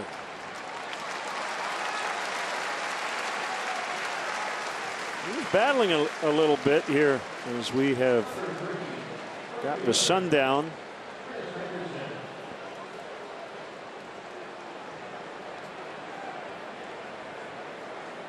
Kind of digging the 6:05 start time. Well, you're going to get another one tomorrow. National television.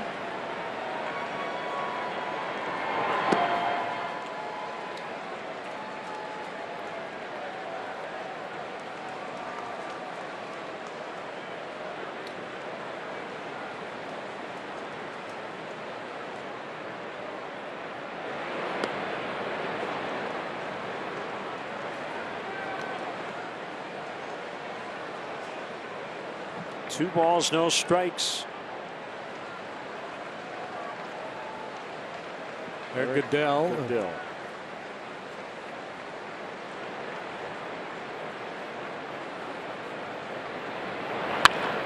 Hit hard and foul. Here's a little baseball history trivia for you. On this date in 1921, Okay. Babe Ruth hit career home run number 139 to become the all-time home run leader. Do you know who he surpassed to become the home run king? 1921. Granderson beats the shift. The gentleman that preceded him with that title held it from 1895 until the Babe got him during the 21 season. 1895.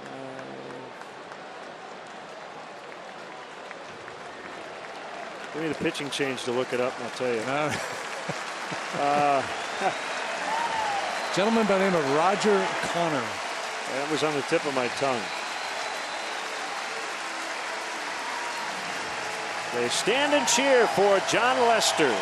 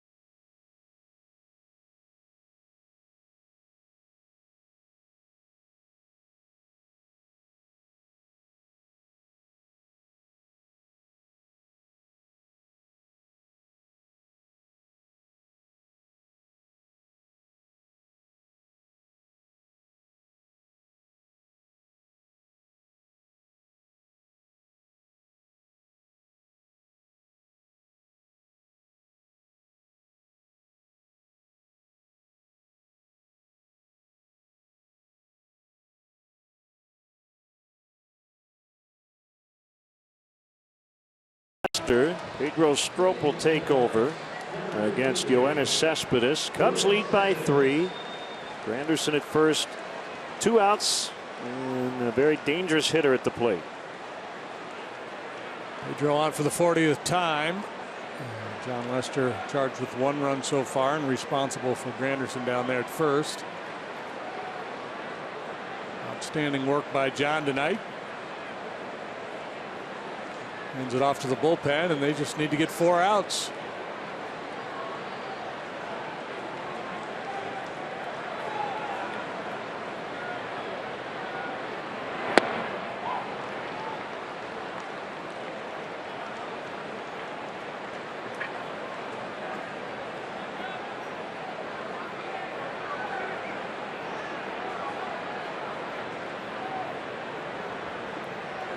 One ball, no strikes. The pitch, swing and a miss. Similar spot to the first slider, but Cespedes swung at that one.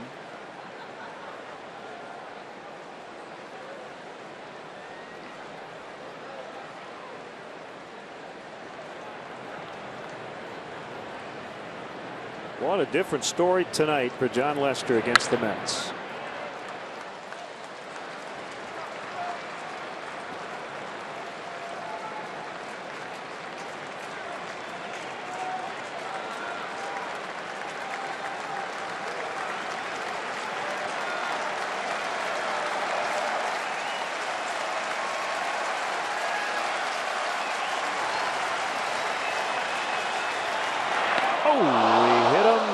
Tying run will come to the plate.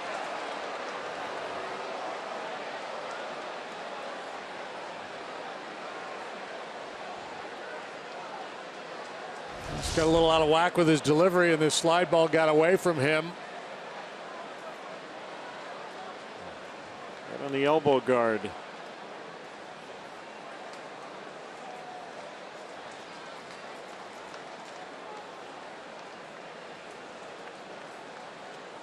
Yeah, that front side really flew open on Pedro.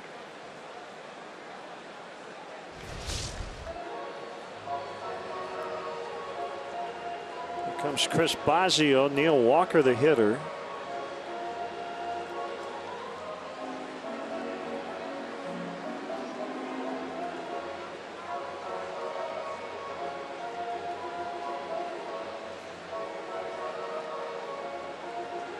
Turn Walker around to the left side for the first time tonight.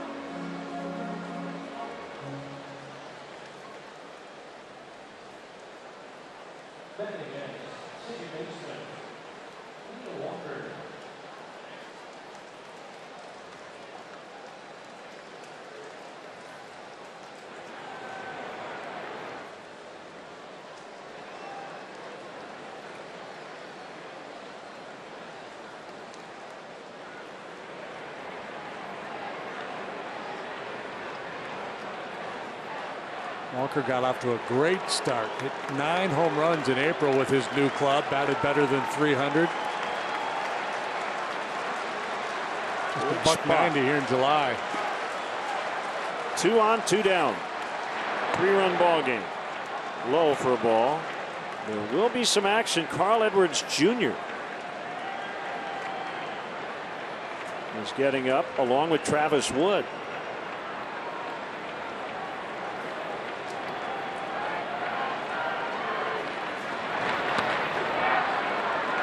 And 1.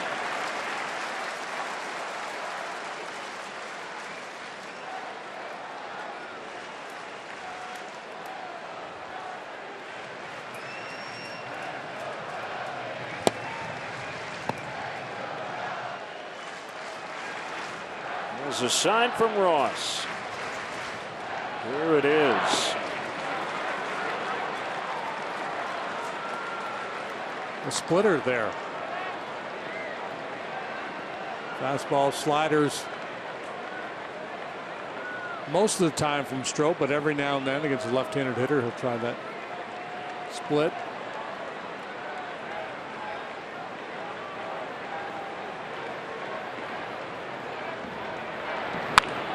Foul.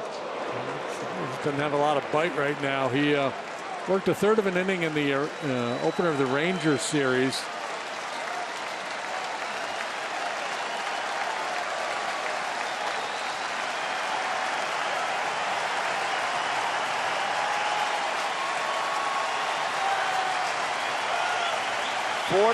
.353 packed into the friendly confines tonight.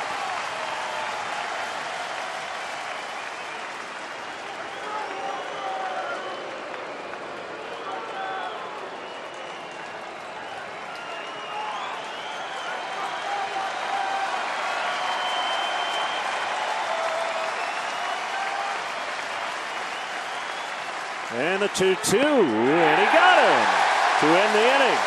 The Strop, who had hit Cespedes to put the tying run at the plate, strikes out Walker, and we'll go to the bottom of the 8th. It's still 4-1 Cubs.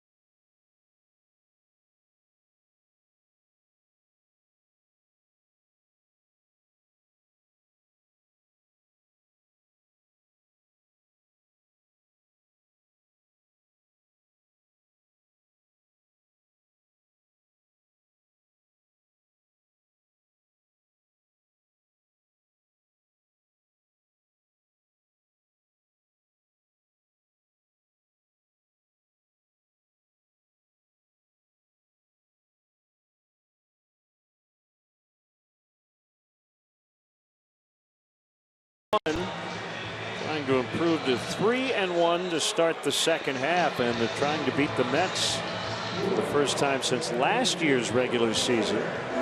First Cub game, they want to. There you go, nicely done.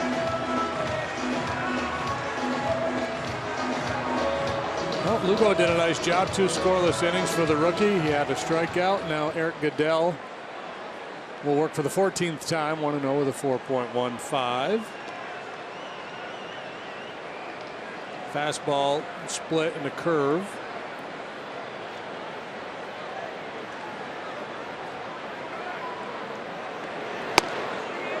Swing and a miss by Contreras.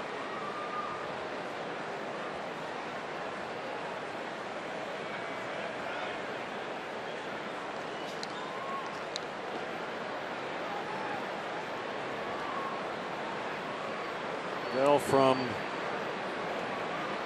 Northern California. Bellarmine College Prep in San Jose, and then UCLA. Older brother of Tyler, the outfielder for the Phillies.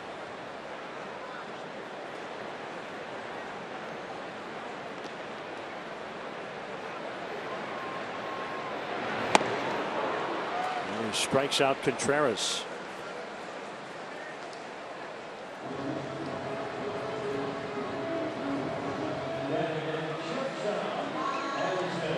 Goodell, not a real hard thrower, but effective use of the fastball there to polish off Contreras.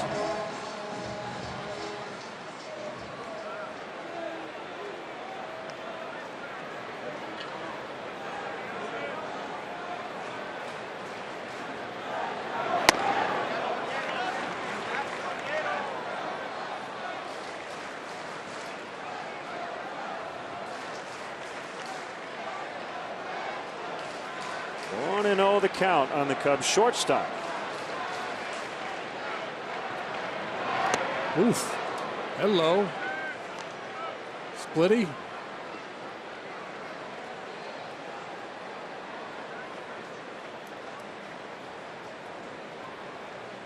One and one. Here it is. Swing and a miss. I am going to nominate this play as, well, it's my favorite defensive play of the year, but as the best defensive play of the year. It was a dandy.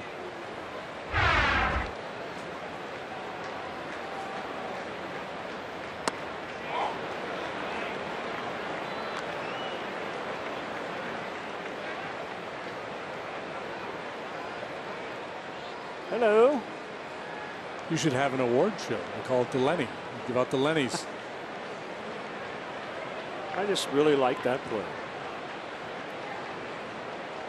We have a great view from where we sit, and when the ball leaves the bat, I think you do the same thing. You kind of have it in your head. Well, that's a base hit, and that ball was a hit. Yeah. And then it wasn't. Start to mark the scorebook. That's a knock. Nope.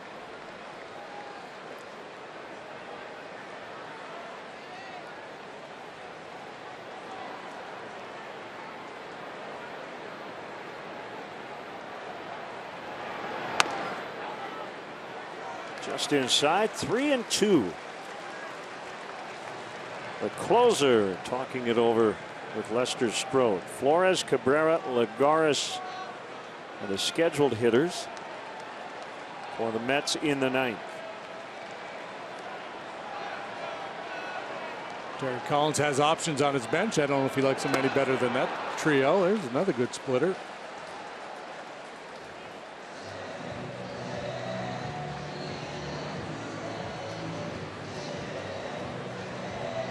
Couple of nominations for the Hayward catch in San Francisco. That was great, yeah. and he gave up his body to make that catch.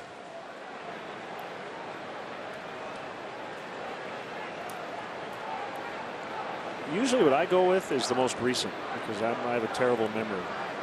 But yeah, the Hayward play was jaw-dropping.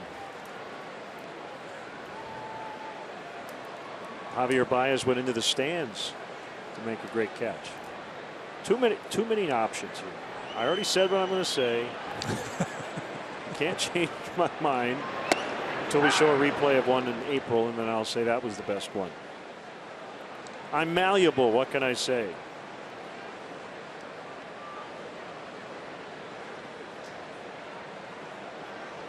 So I guess that would be the theme of my award show, is that I would say, here are 5 nominees and they all win. Yeah, everybody wins. Here's my 5 favorite plays, unless I think it's something else.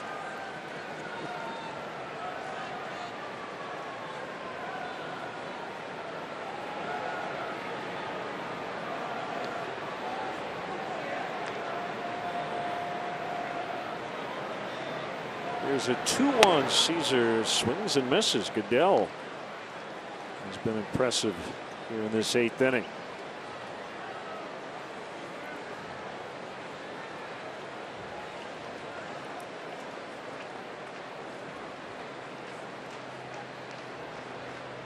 Splitter will make that average fastball look awfully good.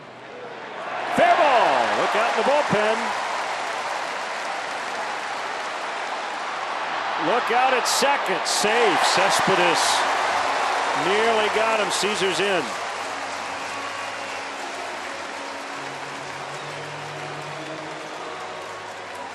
Well, this time Caesar decides to test him, and again it was the right play because there's 2 outs. Take a shot, get into scoring position. Off the bat, it looked like it would be an easy double. Ware was hit with his speed, but Cespedes on this ball in a hurry, and he's got that cannon hanging there off his right shoulder.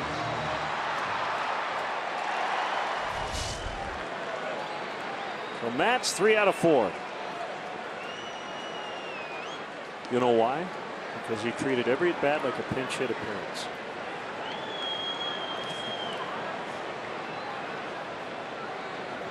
First career 3-hit game for Matt Caesar.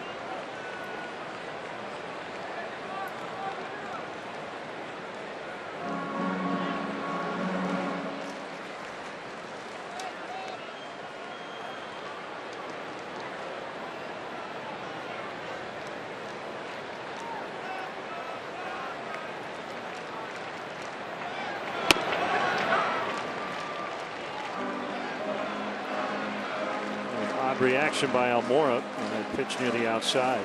1-1.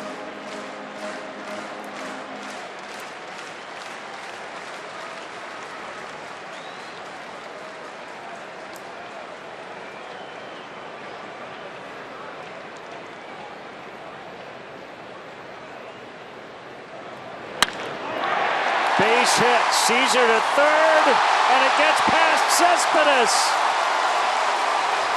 Gary Jones was sending him all the way anyway. Almora all the way to third, 5-1.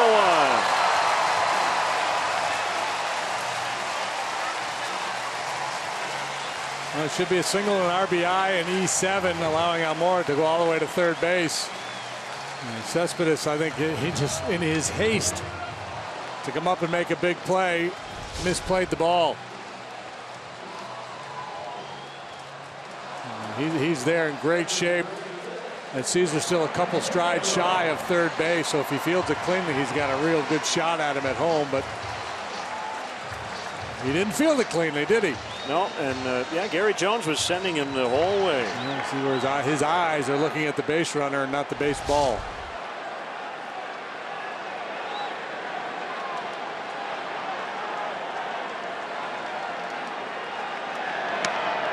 Good for Almora, who essentially gave himself up last time to advance Caesar to third base after his leadoff double in the 6th. No save spot for Hector Rondon. So we might see Carl Edwards Jr. instead.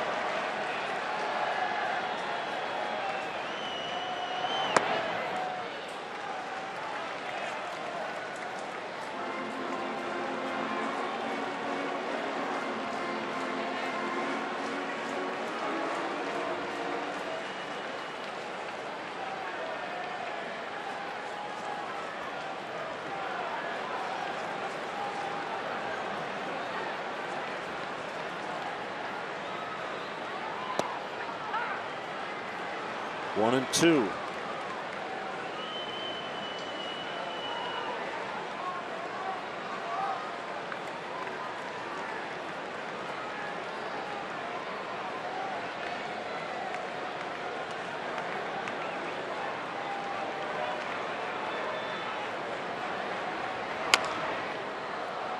Tap foul. Still 1 and 2.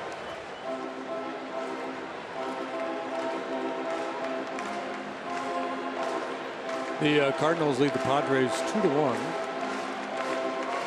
They're in the 6th. Hey, big story. The guy in the Cardinals, a former front office executive of the Cardinals, who got hung up in that hacking case when he broke into Jeff Luhnow's computers there with the Astros, got sentenced to 46 months in jail. Oof.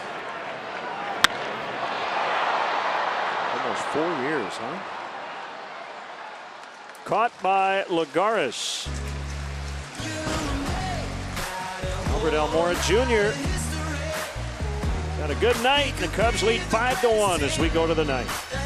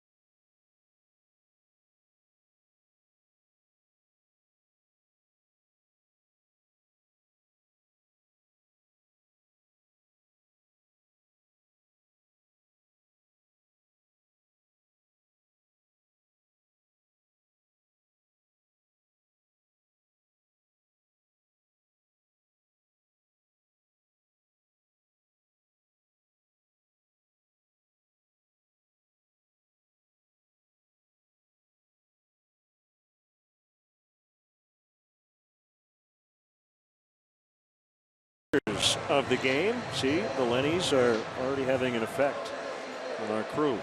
Going with 2 guys tonight. John Lester, Anthony Rizzo. Wrap your hands around the original Italian beef of Bona, proudly served at Wrigley Field. Hard to pick one, really. Yeah, well, and you know, Matt Caesar deserves a spot on the podium tonight too with his 3-hit performance.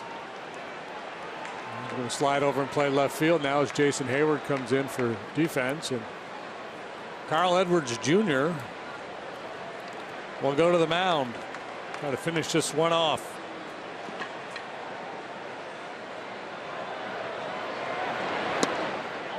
Flores 2 for 3 with a home run.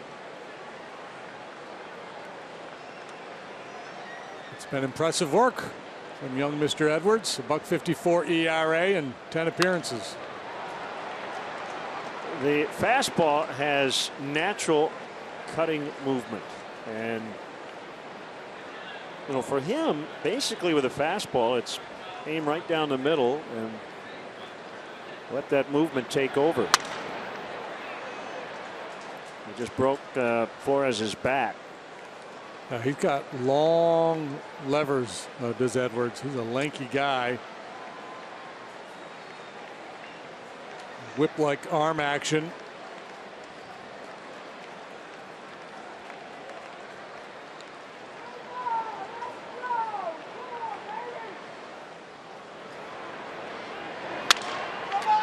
Broke his bat again. 3-1. Maybe more help on the way. Veteran Joe Nathan. AA, AAA numbers combined. 15-year veteran. 41 years old. So he's got the experience. He has the success in the past. Just a question of does he still have it at 41? Coming back from surgery. We'll find out at some point.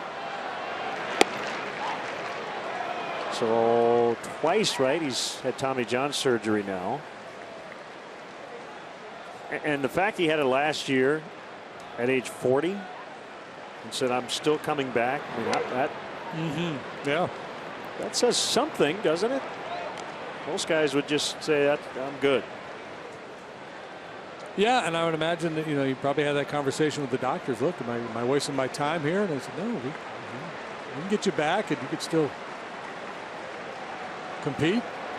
He doesn't need the money. He's made over $86 million in his career. 2-1 on Asdrubal Cabrera.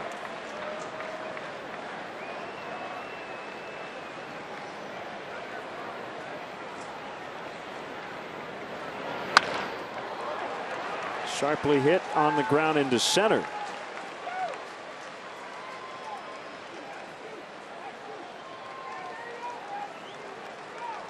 So a 1-out base runner. And here's Lagares. Not Lagares. Michael Conforto, just back from AAA. Will pinch hit. Yeah, he had been in a miserable slump after getting off to a great start. They sent him out. He went down to AAA and absolutely tore it up. So he could be a big part of things for the Mets going forward if he's able to recapture that sweet swing. The closer Rondon is staying warm just in case. I would think that just in case means one more base runner. If it happens, we'll see him. So as we contemplate the future Lenny Award show, there you go. Not bad. Good work, Truck. Good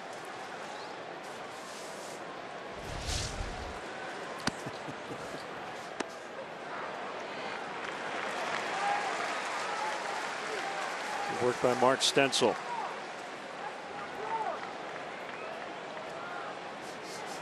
That's from the sign on our door, right? From Vine Line? I think so. The Vine Line issue. Oh, no.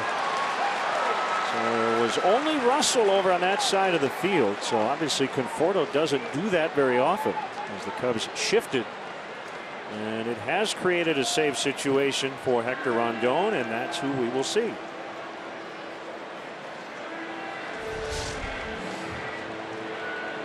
That makes a pretty good pitch here. He gets in on Conforto, and he just flips it the other way.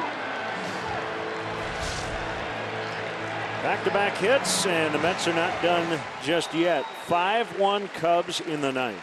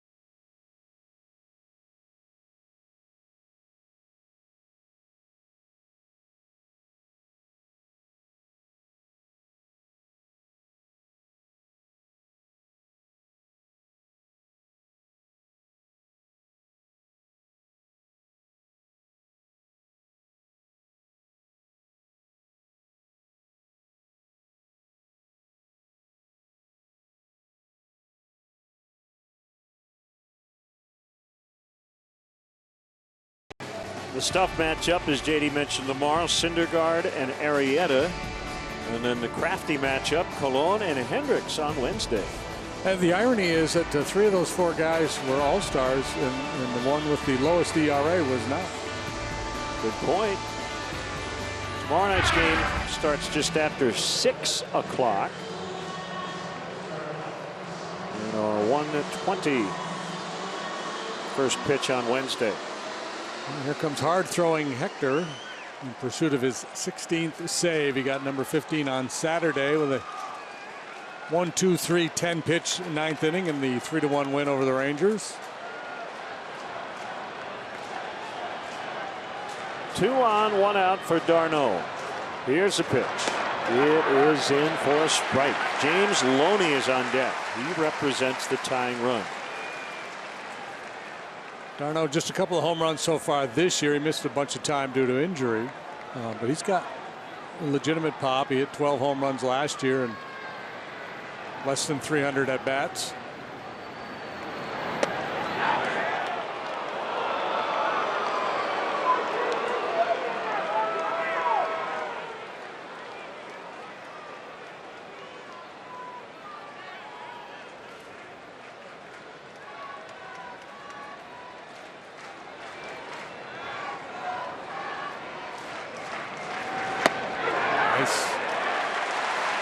What is he going to do with that one?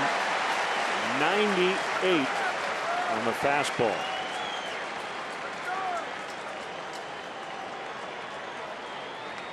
Maybe a little harder to get in a rhythm here for Hector's used to starting an inning. Instead, he comes in with 2 men on. 2-2. Well, that's the gig, right? Yeah, well, and it's interesting because that's just normally those 7th and 8th inning guys that are coming into these mid-inning situations with men on base. Closers usually start the inning clean, but this was not a save situation at the start of the inning. As things developed, got a little dicey. Joe decides to bring in Rondon.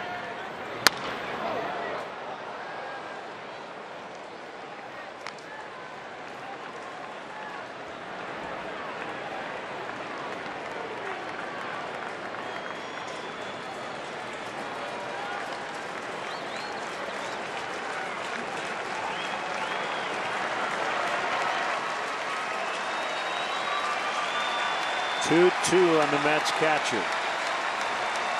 Cabrera at second, Conforto at first. Bouncer to second. Baez the tag, throw to first. Cubs win 4-3 on the double play. 5-1 the final, and the Cubs snap an 8-game skid against the Mets by beating them tonight. And that Cubs double play replay is brought to you by State Farm. Combine your car and home insurance with State Farm and save. Find an agent at statefarm.com. Conforto may be bruised on that tag. Baez made sure he got him. Yeah, well, Conforto got to find a way to avoid that tag in that situation, but Baez so quick. And then the thing that I found interesting, after applying the tag, just a little sense of calm there. Took his time, knew he had time to make the play to first base. And, sing along, folks. Good night for the Cubs. John Lester. Nice bounce back start for him. They got the power, they got the speed to be the best in the National League.